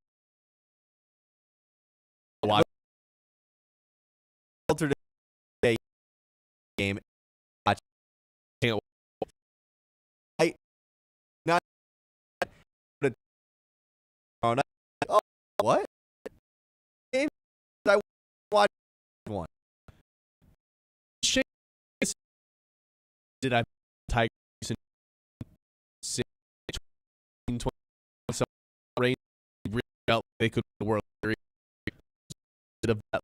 But all that is back again this year with Kevin McGonigle, with Justin Verlander, with Framber Valdez added to the mix as well. There is real World Series aspirations for this team, even though I still think you can get pretty, like if we're doing preseason bets for the Tigers, take their over. I think it's like 85.5. I'd love that over. I'd take them to win the Central. I'd take them to win the AL because I think there's some pretty great odds there because people are still not really projecting the Tigers offense to be very good. It's taking everything. I mean, I just think it's worth buying a little bit of stock in that. This is the most excited I've been to watch the Tigers, and guess what? Being able to watch them is basically impossible right now. You can pay $20 a month for a service that may or may not work, and that's really your only option. And if you're going to do that, you got to pay through some website, but then download a different app and then sign in through that app with the website, and it just gets really confusing. And they're not even on cable. Like we are, 30 hours away from a Tigers game happening, and we have no idea if they're going to be on cable or not, even though they insisted, they demanded, they promised us that they would have that figured out by the time opening day rolls around. It's too late. You can get it up and running tomorrow at 3 o'clock. It's too late. Fans don't know how to watch these games. You failed us. They did. It's too late to apologize. Is that a song? Are you quoting a song? One Republic, yep. I know that one. It's embarrassing. It truly is embarrassing because this is now the third time that has been shifted off of, since they have moved completely off of Fox Sports Detroit, Bally, FanDuel, Detroit Sportsnet, blah, blah, blah. The most frustrating part is, I wouldn't even be that upset if it wasn't with a cable network, if they didn't partner with DirecTV or Spectrum. I mean, we have DirecTV up here. We're not going to be able to watch it if they don't partner with DirecTV, you know? But, the part that is the most frustrating is I would be fine if none of that even existed if all three of the teams was on the same app. Right. If I had to pay $20 a month to watch all three teams and I got that year-round, I probably wouldn't be complaining all that much. But, yeah, in FanDuel Sports Network, we had so many things to complain about it. At least all three of the teams were on it, and I could watch all of them on the same app, or I could go watch it on DirecTV because I had a DirecTV subscription. But now we don't even know the answer to any of those questions. And the first month of this is truly what is criminal. The fact that you have to pay 2 separate subscriptions, one to FanDuel Sports Network and one to the Detroit Sports Network, to be able to watch all 3 of the teams. That's going to put you out about $40 a month to watch both. That's ridiculous. That's insane. $40 a month? To watch all 3 teams, yeah. Yeah. It feels like most people are going to have to pick and choose which ones they want to watch. And I had a feeling everyone's going to want to watch these Tigers games, but you don't want to just give up on the Wings quite yet, even though it feels like they've given up on themselves. And you're going to want to watch the Pistons down the stretch, but I will say there's a lot of Pistons games on national television the rest of the way. Sure, but then you also have, but once again, okay, they're on national television. Then I have to pay for that too. Yeah. Yeah. Hey, Friday nights, I want to watch Tarek Skubal on Friday nights. Apple TV. I've never paid for the Apple TV one. I don't know. More people have A Apple lot of people TV than don't. I realize. Yeah, because that one show was on it that everyone really loved. Ted Lasso? No. Severance. Severance, yeah. That was on Apple TV. Never saw it. No, I didn't watch it either. I don't have Apple TV, but I did find a way to watch their broadcast last year, and they're pretty good. I actually really enjoyed the Apple TV broadcast, but like that's once again the price you pay of like having all of the teams on the same network. Okay, if there's like some occasional games on these other ones, it's not that big of a deal. Now it's just the Tigers on this. Red Wings ? Pistons ? No. Red Wings will be on there in the future. No. But how you watch them is a total question mark. What app you Are have we to actually trusting download. anything they say? Oh No, yeah, I guess not. the Red Wings will be on here. Are we sure? Because I don't even know if the Tigers are going to be on here. I don't even know if this whole thing exists. That's true. It could just be a money scam. Until they're on my phone or on my screen and I'm watching them, I have no idea. Which I'm not going to believe until tomorrow at 4 p.m. Kyle, I'm being genuinely honest. I have no idea what I'm going to do. I feel like I'm probably going to end up buying this. I am going to end up purchasing it, and that's the part that sucks the most because I want to sit here and be the guy that's putting my foot down. I will not. I would like to at least know it's going to work, though, before I buy it. And Totally. you're basically going to have to take a shot in the dark if you want to guarantee yourself watching opening day, which is extremely frustrating. And then on top of that, I don't even get Jason Benetti for opening day. It's like layers upon layers upon layers of frustration. Yeah, so now I don't even want to listen to the radio because Dan Dickerson's not going to be on at opening day. Yeah, so it's going to make I you want to have buy watch it even this. more. Oh, man. What if we just don't watch opening day? We just boycott it, No, and we don't even talk about it. Because something I've been looking forward to all week is Friday doing the overreactions. Correct. Remember To when game Tarek one. Skubal gave up 5 runs in the opener last year, and we to were the like, Dodgers, and we were like, Tarek Skubal Tarek sucks. Skubal blows. He's really bad. I'm excited because I get to watch Tarek Skubal and not have to be like, wait, is he signing with this team? Wait, does he like World Baseball Classic? Wait, is he getting a new contract? Wait, All what that did he stuff's do with coming his up. dog this week? It's opening day. All that stuff's coming up on But the I'm broadcast. just excited to watch him pitch in a Tigers jersey again because that's the version of Skubal that I like. I enjoy that version. Is All that the what other you're stuff I most don't. looking forward to, watching Skubal? Because Yeah. mine's for sure McGonigle, seeing his at bats. Oh, you're right. I didn't watch any. I follow spring training from afar. I'll keep up with like certain players, Parker Meadows, Max Clark, Kevin McGonigle. I didn't watch any of it. I'm excited to watch Kevin McGonigle at bats.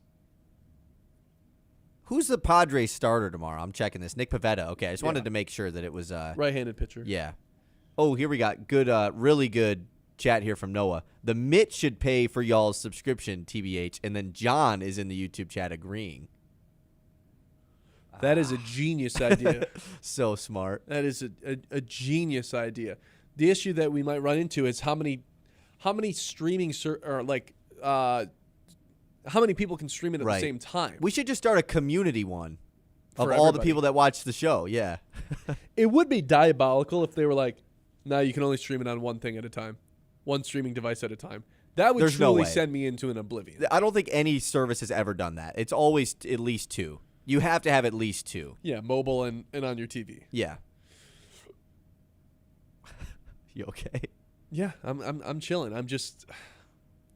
I should be so excited about the Tigers tomorrow, and then this is like some layer of frustration that I can't seem to get over, and I don't even think I'm overreacting to it as much as I'm just sitting here like I don't know how I'm going to watch the Tigers Well, tomorrow. yeah, and I feel the most bad for my grandma who loves the Tigers. And Absolutely. There's no way they're getting on their television tomorrow. That's who we're speaking for here. Like Nick in our YouTube chat says, why not just buy it for the first month and it ends up being hot garbage, cancel your subscription? Well, then what? They're just not watching Tigers games the rest of the summer? Right. I mean, it's kind of part of our job. Like, obviously, we're going to be watching it, but I think we're just speaking for the people here. You and I are going to purchase it in some way and watch it. But we're speaking for the people here that don't necessarily have all these different routes of watching the games, whereas you could have easily just put on your Spectrum or your DirecTV in the past, whatever you have, Dish Network, whatever it is. It's just always been much easier than this to watch the Tigers. And also, I don't want to buy it if, hey, we actually are partnering with YouTube TV for a bundle where you can watch your favorite sports or your favorite baseball team. Right. When I already have a subscription to that. You know, like I don't want to buy it on top of when I already don't need to. I will 1,000% be canceling this subscription as soon as their season's done, unless the Pistons are included in their future But I thought the plans. Red Wings were on it. The Red Wings are on it, but I'm sorry, man. I can't do $40. Like, And what are the Pistons even going to be on? The FanDuel Sports Network, I believe, is just getting wiped. I think this is the way it's going to have to be. I'll pay the $40 or the $20 a month to watch them through the Tigers season. But it's the second the Pistons season's done, you got to cancel FanDuel Sports Network because there's no point in that anymore. Right. But don't forget to cancel that subscription, however much that is a month. But I think I paid for the year. I already paid for it up front, so it'll just end. But I have to. Oh my God, I can't believe I did that.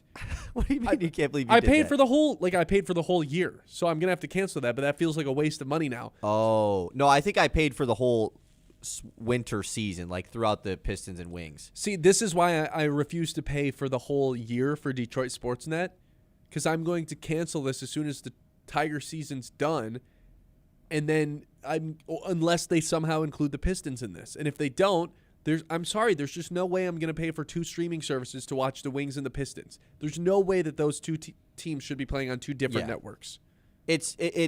Kevin puts it great.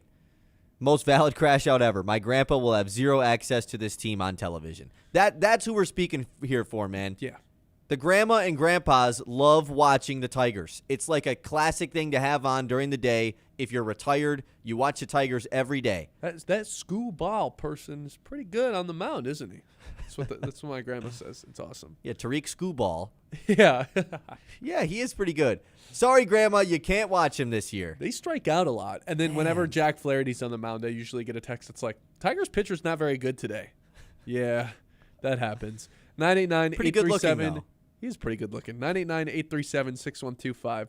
Ben Bosscher Show live here on 100.9 The Mitt. The 11 o'clock hour, as always, is brought to you by friends over at Yiter Insurance Group. They understand not everyone's insurance needs are the same. They want to work personally with you to create something best suited for your needs, whether it's life, home, auto, physical insurance. It's all available with the Yiter Insurance Group. With Yiter Insurance Group, they have the right coverage for every stage of life. Their team makes insurance simple with expert advice and real people you can actually talk to. That's Yiter Insurance Group. We'll be there when you need us since 1940. The Ben Bosscher Show, built by Bresky Siding and Building Repair.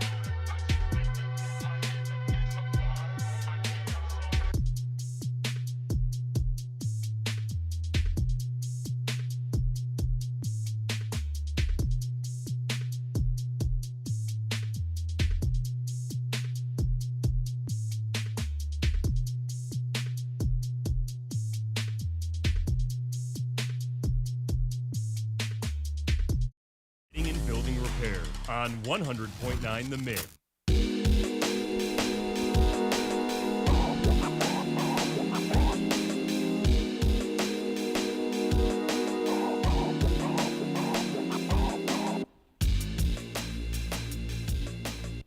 All right, let's roll back into it. It's the Ben Bosscher Show live here on the Mitts. The disgruntled rankings. I think the Tigers are, well, number 1 means you're the most satisfied with them. Number 4 means you're the most disgruntled towards them. I think the Tigers are number 1 right now with their season being about 24 hours away. They play at 4 o'clock tomorrow in San Diego. Really weird start time for opening day, but I guess it's better than a 9 o'clock start. Yeah, you'd rather have that than like the 10 p.m. Yeah, without a doubt.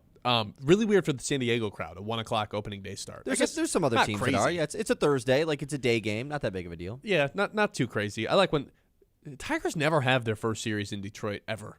You notice that? It's been a while. I think they want to do that on purpose, though, because it's still cold, so it gave them an extra week to try to warm up, I promise you it's still going to be cold when they open up at Comerica Park. But maybe like 1 week's worth of a not little as less cold. Yeah. That's my only theory behind it, because every year it feels like they start the year on the road for like 6 It's games. be cold as hell here on our opening day, I'll tell you that.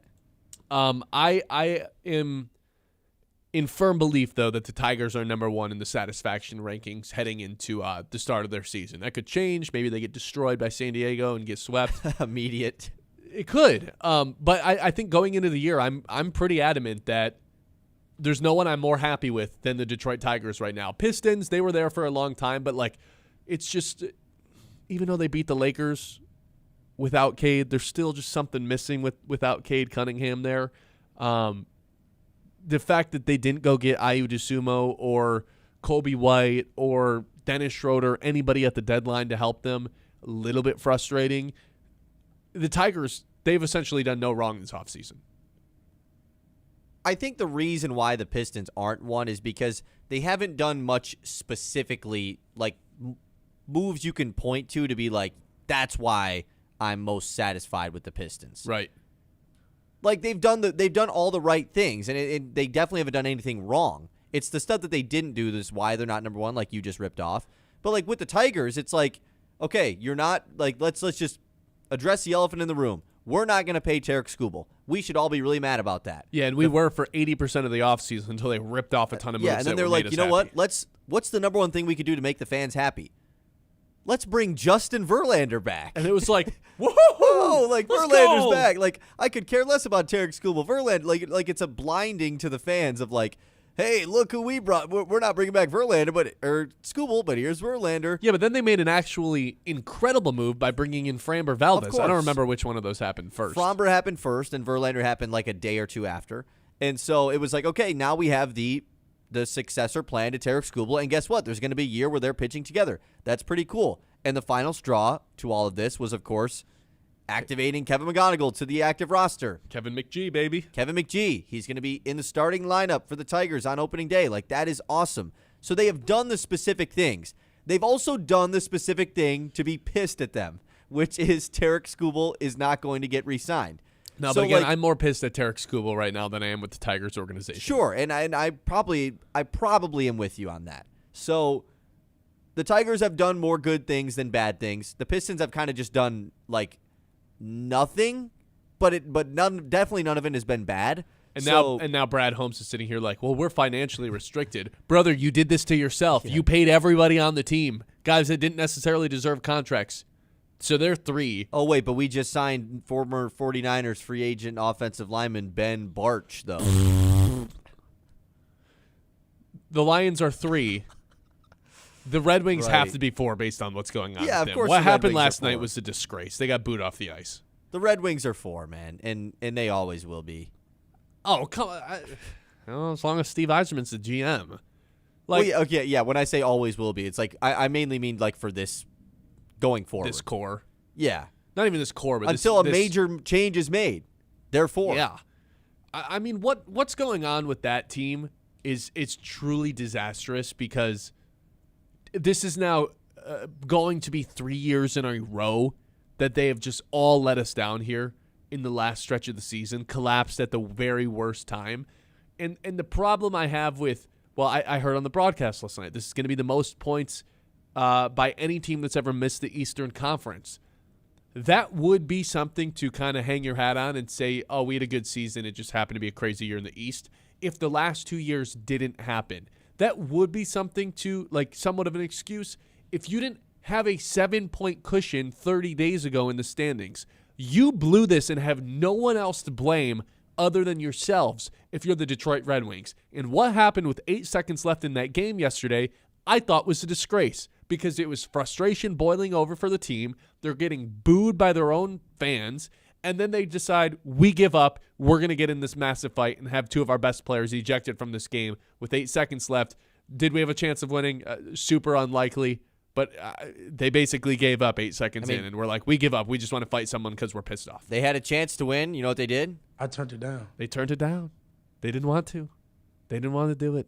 Incredibly frustrating, so they have to be last. But, like, honestly, the Lions should be pretty happy with what the Wings are doing because the Lions have every right to be last based on how this offseason has gone. I'm getting more and more frustrated with the Lions as we're talking it out. Like you're starting to think about it. What if the Wings would have won last night? Then would have I had them 3 over the Lions? I probably still have them 4, but you'd still have them 4. But what the Lions, I mean, they're Brad lucky. Holmes, They're lucky saying, that the Wings are like this. Brad Holmes saying he's so financially restricted, like he's right, but it's also his fault that he's in this situation because there's contracts he shouldn't have handed out, and it's going to get worse. So I don't really understand how they're supposed to project themselves back into the Super Bowl window if this is the team that they have and they can't spend in free agency ever. Like, it legitimately has to be a bunch of amazing free agent signings. Like, all these guys that are on basically minimum contracts have to hit, and they have to continue to demolish the draft. How are you supposed to do that when you don't have draft picks, Kyle? They have a day 1 and a second rounder, and they don't have any thirds. That's not enough. It's not enough. You get to fill edge, you get to fill offensive tackle, and then what else? Nothing. It's not enough. 989-837-6125. My disgruntled rankings go Tigers, Pistons, Lions, Wings last. I'm the most happy with the Tigers. Would you change anything there, or is that the right answer? I think it's the right answer. I think that the Tigers could pretty easily be swapped with the Pistons. I could totally understand the argument there. 3 and 4, though, I would believe are pretty locked in. 989-837-6125. This is the Ben Bosscher Show, and we're live here on 100.9 The Mitt. The Ben Bosscher Show, built by Bresky Siding and Building Repair on 100.9 The Mitt. From making athletic footwear stronger and lighter to powering the future of electric racing vehicles, material science and R&D are the MVPs of innovation. At Dow, we collaborate with customers and partners to tackle a wide range of sports product challenges with cutting-edge advancements in technology. Dow's innovations can help to improve performance and sustainability throughout the world of sports. Dow, at the intersection of sports and science. Tired of floors that snore? Walls that whisper, meh? Premier Tile in Midland is here to spice things up one tile at a time.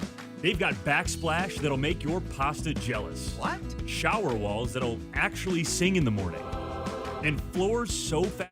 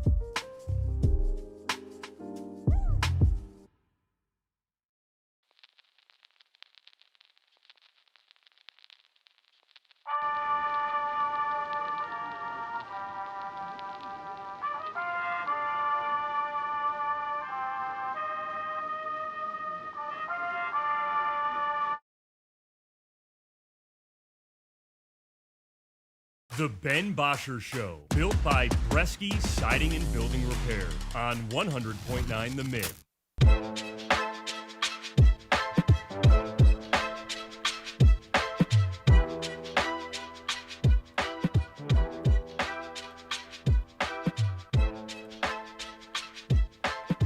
All right, welcome back into the show. It's that time of the day. It is 11:30, which means Kyle Sandel, it's time to take it away with the news. The Mets Morning Catch. Okay, as Ben mentioned, it actually is opening day for all of Major League Baseball today. Yes. Yankees, Giants, 8:05 on Netflix. You know, I don't want to spoil anything, but lock of the day should have just been betting against the Yankees, right? You've been kind of doing this like anti-John bit with the lock of the day. You mean one time? Yeah, but it was a pretty big deal. Like it was a I big bet deal. against the Johnnies. Correct. Yeah. So maybe that should have been the play. But the Yankees are Giants favored money tonight. line. Yeah, I'm just like horrified of the baseball season for lock of the day. Scarred after what happened last year, so I will not be doing that. I mean, you're going to have to lock back in, though. Like, I at some know. point, it will become you only have baseball to bet on. Get ready for some WNBA bets. I'm really excited about this game tonight, though. I just want to see what the Netflix aspect looks like, Yeah. and it's nice to just have baseball back. John still never told us who's doing this game. Come on, John. You got to let us know. Okay, other stuff going on. That's because John's doing it. He's surprising us all by actually he's doing it. That's something he would do and not tell us. It wouldn't be the first time he'd be calling a game in which none of us had any idea. So good till you find out on TikTok. Yeah. Pistons Hawks, they play tonight at 7. Hawks been playing pretty good lately. Of course, so have the Pistons. Detroit still holds on to a really nice 5-game lead in the Eastern Conference. Atlanta, they're trying to stay out of the play-in tournament. They are the 6th seed currently with a 1-game lead over Philadelphia, who's the 7th seed. So this should be a pretty good game. The Hawks have won, I think, 11 of their last 12 or something. So And usually the Pistons have had the Hawks number here for a while. All this Dyson Daniels, Jalen Johnson talk, and Cade usually just dissects them. However, the Pistons don't have Cade tonight. So excited for this game. Probably more excited for the baseball game, honestly. yeah, I mean, no Cade Pistons. Like it's tough to get super ramped up for it. Detroit's still 2.5-point favorites tonight, though. Can I jump At in with home. something in the news? Sure. You know, Bill Self is retiring. This happened during the show. I guess we missed it in the first rendition of the news. But Bill Self done. This is Kansas. actually happening? That's what I'm looking at online right now, yeah. Because we talked about this yesterday, how he was kind of mulling over whether or not he was going to retire. This is for sure confirmed? From John Rothstein, yeah, Bill Self will be announcing his retirement later today. Self will Wow. be stepping away from the Jayhawks after 23 seasons. UNC and Kansas now open to jobs because UNC not bringing back Hubert Davis. Wow, man, that's crazy. Wait. No, you got Yeah, fooled. no, I just, got got. yep, I got you got. just got got. I'm wrong. Yep, I'm wow, totally wrong. Wow, Ben, live on his own show, just got got. That's tough. I was going to say, I didn't see this anywhere else from any other big people, so I would have thought this would have gotten posted somewhere else. Now I'm just embarrassed Yeah, and I'm that's sorry. awkward. I'm embarrassed and I'm sorry. But Hubert Davis actually is. Yes, That that's- one's real, right? Yes, that is real. That was actually going to be the next thing I brought up in the news. Hubert Davis and UNC are parting ways is how they've kind of described this. 5 years at UNC for Hubert Davis. It was looking pretty good in year 1. They go to the national championship game, lose to Bill Self in Kansas, beat Coach K on the way out as well. And ever since then, things have gone downhill. We talked about this earlier. Like, one of the main reasons why I feel Michigan State is the best rivalry in college basketball currently, just current. Of course, Duke UNC has the most lore to it of any rivalry, is because of the Hubert Davis John Shire thing. It just doesn't play. It just isn't. It's not like Coach K and Roy Williams, and Hubert Davis already let go after 5 years with UNC. That's going to be one of those jobs, though. That's going to be one of those of ones course. where people who you don't really expect will be in the running for this. I saw that Brad Stevens has already turned it down. He what? Brad Stevens has turned it down. 1 second. Yep. I turned it down. So he will not be coming back. And I've already seen people be like, well, they got to call Dusty May. They got to call this guy, blah, blah, blah. Like, some of these guys won't leave their jobs. But you know who I think actually should be the guy to watch out for? This is just me just being a random person. Sure. I think Billy Donovan leaves the Bulls and comes back to college and coaches UNC. That's going to be my sneaky, or Kansas even, if Bill Self does retire. That's going to I mean, that would be crazy. Billy Donovan comes back to college and coaches one of those two teams. That's going to be my prediction. Hot take, I know. Okay, now I have a question Okay. for news. What does hashtag DNMW mean? Because this is what the Tigers Give you do. a little bit of context. So you know how last year, like, the Tigers would always end their tweets with Rep Detroit? Hashtag Rep Detroit. That was like the Tigers hashtag. They just tweeted 1,000 different hashtag DNMW. What does that mean? Don't Detroit Nation. Midwest. DNMW. Detroit Nation might wander. Might win. Might win? I don't Oh, it's think that's Detroit what it is. no matter what. Detroit no matter what. Okay, I like Rep Detroit a lot more, but I can guess I can get behind this. Detroit no matter what, though. Sure, but Yeah, Rep except- Detroit's just way cooler. Yeah, it is. That was like everybody's thing last year, right? Like every baseball team's hashtag was hashtag Rep whatever city. But now it's Rep Detroit no matter what, without the rep, Oh. right? Like, yeah, maybe. I got some other news for you with the Tigers. Sure. They announced who's going to be playing in their Sounds of Summer post-game concerts this year. Oh, June 19th, Nelly's coming to town. Ooh. that's Juneteenth, yes. And July 24th, Flo Rida will be performing at Comerica Park. Somebody get low. Flo Rida has got to be like one of those peak people to go see. Like, as far as anybody would like to go see Flo Rida. Any demographic, any age, anybody would In be. the Big 2-6? Right? I mean, but I don't think anyone would complain about Flo Rida. Who's out on him? I don't think I'm out on him, but I don't think I'd go see it. I wouldn't pay to go see him. I'm not In saying concert. that. I'm just saying, like, anybody would, I think, have a good time at a Flo Rida concert. He's got enough bangers, I guess. I did see odds, based on those future predictor markets for the next UNC Right. job. Billy Donovan is favored. Like, the favorite? Yeah. Oh, well, now my Nate take Oates isn't- out there. Now my take isn't that good. Nate Oates is not going to UNC. Come on. Okay. Other news going on that happened during the show today. It sounds like we have a confirmation that the NBA Board of Governors did approve the voting for 2 expansion teams to come to the NBA, primarily located in Las Vegas and Seattle. That is not like 1,000% confirmed, but it basically is. Yeah. So it seems like this is going to be a real thing now. We are going to get expansion in the NBA in a couple of years. I think 28-29 was the year that they were eyeing for this to first go down, so a couple of seasons away. But $7 to $10 billion projections for these expansion teams to become a thing. What do you think the Pistons would sell for right now? Not quite that, right? Not quite that, no. The Celtics sold for $6 billion, I think, after they won the championship when they were sold. Should be less than that. So if the Pistons could protect 7 players, it'd be Cade, Duran, Stu, Holland, Asar, Duncan. I don't know how it works with protecting guys that are free agents. I don't think you can. You just don't protect them. They're free agents, because the expansion draft happens in free agency. And then the It was- last one I would thought be it was 8 Danis. players. Oh, okay. Then Danis and Paul Reed? Danis and Chaz Lanier? I don't know. Yeah, probably Paul Reed. These teams are going to be bad, though, right? They're going to be bad, but also be like guys that are good that teams just want to dump their contracts. That will happen. Yeah. Like Zach LaVine won't be protected by the Kings, for sure. and he will get picked in it because it's like, what else is that other team going to do? You might as well. You have to spend some money. Like, So it's definitely the Seattle Sonics.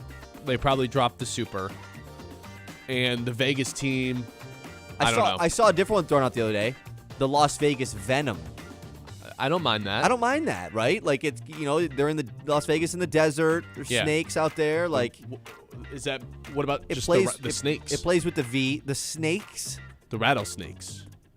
That sounds so much more lame than the Venom, though. Okay. No, I like the Venom. I think the Venom's pretty good. I like it better than doing any dumb gambling, reference, like the Blackjacks. What I've about seen the that? Outlaws? We talked about that last time. Did we? Outlaws is pretty good. Okay. I could get behind Outlaws. The Vegas Outlaws. We've talked about this for like 5 years, 6 years of them potentially doing a an expansion with these two cities. Yeah. I just am surprised this is actually happening now. I don't know why now is the time to do it. It seems like an odd time to do it now, yeah. As long as it's not the New Orleans Pelicans, because that was always the dumbest name that was ever brought into the sport. Well, they're one of the dumber franchises that exist in today's True. Troy Weaver. Shout out him. sports. Yeah, but I don't even just mean like what their decision making. That too. There's just like poor financials, everything over there. Just really down. All right, 989-837-6125. Hey, quick heads up for all the parents and athletes out there. If you've got kids getting ready for spring sports, those are probably on their way. Summer sports too. Great Lakes Spine and Medical has you covered with sports physicals. They make the process fast, easy, and stress-free. No long waits, no bouncing all over town. Plus, they're not just checking a box. Their medical team actually looks at the overall movement, flexibility, and injury prevention to help athletes stay healthy all season long. Whether it's school sports, travel teams, or rec leagues, Great Lakes Spine and Medical is a great local option to get it right and on time. Appointments are easy to schedule. Get those physicals done today and be ready for game day with Great Lakes Spine and Medical. The Ben Bosscher Show, built by Bresky Siding.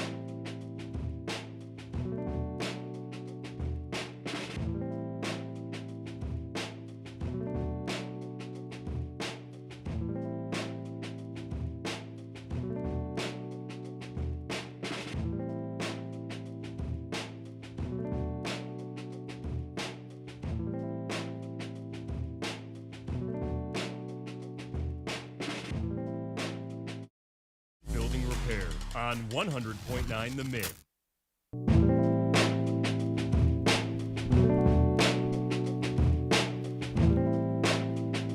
All right, we've got 3 traditions to close out every single show. The first tradition we have is our lock of the day. Lock of the day. You better lock it up. No, you lock it up. Lock it up. Lock it up. Lock it up. All right, the lock of the day today needs to hit because yesterday, once again, we did not hit, which means we're under 500, under the 0 mark, sub-zero in 2025, doesn't it? Yeah. Yeah, it's pretty bad. Currently, you've missed 6 of your last 7 picks. Yep, I said it. 1.39 units down in the Big 2-6. You're also 2.45 units down in March. So, March ends a week from today. 4 units down in March? So 2.45. Oh. Yeah, just not even close. So you have like a week. You have, 4 or 5 shows to get up 2.5 units. Yeah, I'm not worried. Starts tonight. Oh, okay. Starts tonight. I assume you're going to the baseball game since baseball starts tonight. No. Oh. The Pistons are in action. I stand by the fact that I think Jalen Duren's just going to continue to put up big numbers in absence of Cade Cunningham. The issue is this is now 3 games in a row he has not scored 25 points. I think he ends that tonight. I've got Jalen Duren to score 25 points. As long as Cade's still out, I'm going to bet this until he scores 25 points, I think. I'm getting a win somehow with Jalen Duren to score 25, one way or another. And if he just never scores 25 points again, then he's not who I thought he was, and we lose a lot of money. He's not who I thought he was. Is crazy.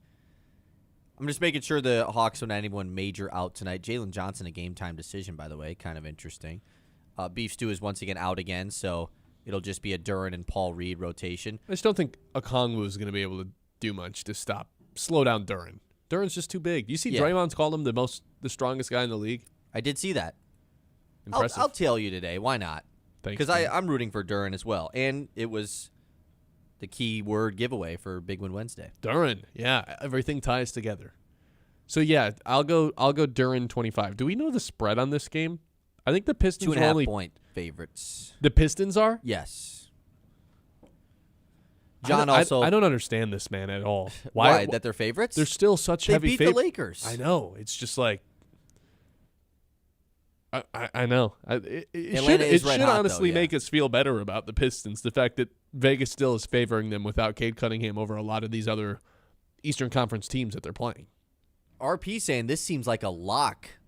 Well, yeah, duh. It's the lock of the day. It's always a lock. That's the whole point of it. It's our lock of the day. Trying to give you a compliment. Well, I appreciate it, RP. Lock of the day. You better lock it up. No, you lock it up. Lock it up. Lock it up. Lock it up. I wouldn't be giving out things I didn't think were a lock, you know? John says St. John's Moneyline Friday will help you out. No. What's the spread on that? How much is Duke favored by? Do you know that? Yeah, they're favored by 6.5. Duke is. Lock it in, Duke. Just kidding. Okay, let's do our next thing. It's our game of the day. There's 2 just incredible games across sports tonight. Go ahead. Game of the day. There's 2 incredible games across sports tonight, and I'm having a hard time picking which one should be it. Obviously, baseball's back tonight. It's Yankees. It's Giants. It's Netflix. That's maybe the most intriguing part about all of this is that it's on Netflix. But I look in the NBA, and we have the Boston Celtics taking on the Oklahoma City Thunder, which I believe are the 2 favorites in each conference, a potential finals matchup, something that we didn't get last year that we all kind of wanted. Potentially 2 Goliaths going at it tonight in the association. I love that. But I also love opening day for baseball. I'm having a hard time deciding which one should be our game of the day. I think it's pretty obvious. Baseball is starting. Like it's opening day. It's obviously Giants Yankees. It's on Netflix. Everyone has Netflix. You can flick on a movie after the game. That's true. Right? I'll tell you this. If this was on ESPN or NBC or any other platform, I think I would have to go with OKC in Boston. They only play twice a year. And not everyone's always healthy when they play. And it's a potential finals preview. But the fact that It is a really good game. You're right. the fact that this is on Netflix, I am too intrigued by it. So I will go with the Yankees and the Giants opening day across Major League Baseball as my game of the day. Game of the day. Netflix and chill could have a new meaning. Like Explain. you're actually watching sports. Watching baseball. Yeah, exactly. You want to come over and watch some Want to Netflix come over tonight? Netflix and chill? You're just watching baseball. Yeah, I'm watching Aaron Judge strike out 3 times. Yeah. You want to come over on Netflix and Judge? I'm watching Jazz Chisel. You want to Jazz Chisholm and chill? Okay, that's just 1 second. We Tightrope in a line. We have one more tradition. I got 2 words for you. Steve Nash and Chris Paul. Must-see TV. Yeah, that's Aaron Judge tonight. Aaron Judge, Jazz Chisholm, 2 words, must-see TV. Netflix, baseball, opening day. Those are my 2 words for you. Love it. It really would be Aaron Judge and opening day on Netflix, must-see TV. I got 2 words for you. San Francisco Giants, New York Yankees, Netflix, primetime TV. Love it. That's our game of the day. Game of the day. I know we already did that to close, but I just wanted to give you one more opportunity to press the button. Are you raising your voice at me? No, I'm not. Let's go to our last tradition, and that is guessing what the one and only Colin Cowherd opens with. The Herd, Fox Sports Radio takes over at noon. Whose turn is it to go first? This final segment has just become so chaotic. I love it, by the way. I was so mad at myself yesterday because I knew it. I knew it deep down he was going to do NFL draft, and for some reason I made it too. I went too far off the radar and said Jeremiah Love, but he actually talks about Fernando Mendoza, and I'm so mad at myself that that's not what I picked. So I think it's your turn to go first, isn't it? No, I went first yesterday. Oh, Yeah, it is your turn to go first. so none of us got a point. None of us got a point. Yeah, I think I guessed. I don't even remember what. Oh, Wemby. Yeah, I guess Wemby, and he did a. Yeah, you're right. He did the NFL draft stuff. And you've been so keen in on that Raiders stuff for a while too. I know. It's tough. Your Your choice. what's the score? It is 48-45. Ben has the lead. You see, it's not like there's been some big developing story in the NBA. Other than the 2 expansion teams. I was about to say, I think that's a pretty big developing story, right? Yeah, I'll go with that. NBA is looking to expand to Vegas and Seattle. That's my guess for what Colin opens his show with. Okay. I think tomorrow he likely leads with the Yankees opening day. I don't think he would do some preview of opening day. I think it's something he just kind of tosses in. What's he going to say? Oh, Garrett Cole is injured to start the year again for the Yankees. That's great. Is it Aaron Judge? I don't know. Maybe he does that tomorrow based off of what happens. There could be a grand scheme MLB thing too, but probably not. Is UNC firing Hubert Davis a big enough story to lead with? It kind of is. It's a pretty huge coaching job, and I don't really know what else I would pick. So, sure, I'll go with Hubert Davis being fired. I like your guess more than mine, though. Hubert Davis being fired. He doesn't usually go college basketball. Right. For him to dive into a specific program. It's a blue blood coach being fired. Okay. All right. What else would I pick? I don't really know what else I'd pick. Joe Uh, Flacco going back to the Bengals, Yeah, that would be the move. I'm seeing what else is trending right now. nothing. There's nothing else trending. This is the worst week of the What's year. Will dude. Wade trending for? Some weird stuff. LSU? Potentially going to LSU? He used to coach at LSU. Yeah, he's not going back there. Maybe it is just opening day. This is the worst week of the year, man. No, it's not. No, you're not. You're right. It's not. But it just these 3 days, Monday, Tuesday, Wednesday, between the first weekend of March Madness and the second and opening day. We have a lot of great things just going tough, on right man. now. I just want Bad March week. Madness to be back. Yeah, I'm feeling pretty good about my guess of the expansion teams coming to the NBA. All right, like and subscribe on YouTube if you have not already. We've got a lot of great stuff on that end. Search Sports Radio 100.9 The Minute, Facebook, Instagram, TikTok. Wherever you get your videos, just go ahead and find us there. We'll be back tomorrow, 9 a.m. Be there or be square. Peace out. The Ben Bosscher Show, built by Bresky Siding and Building Repair on 100.9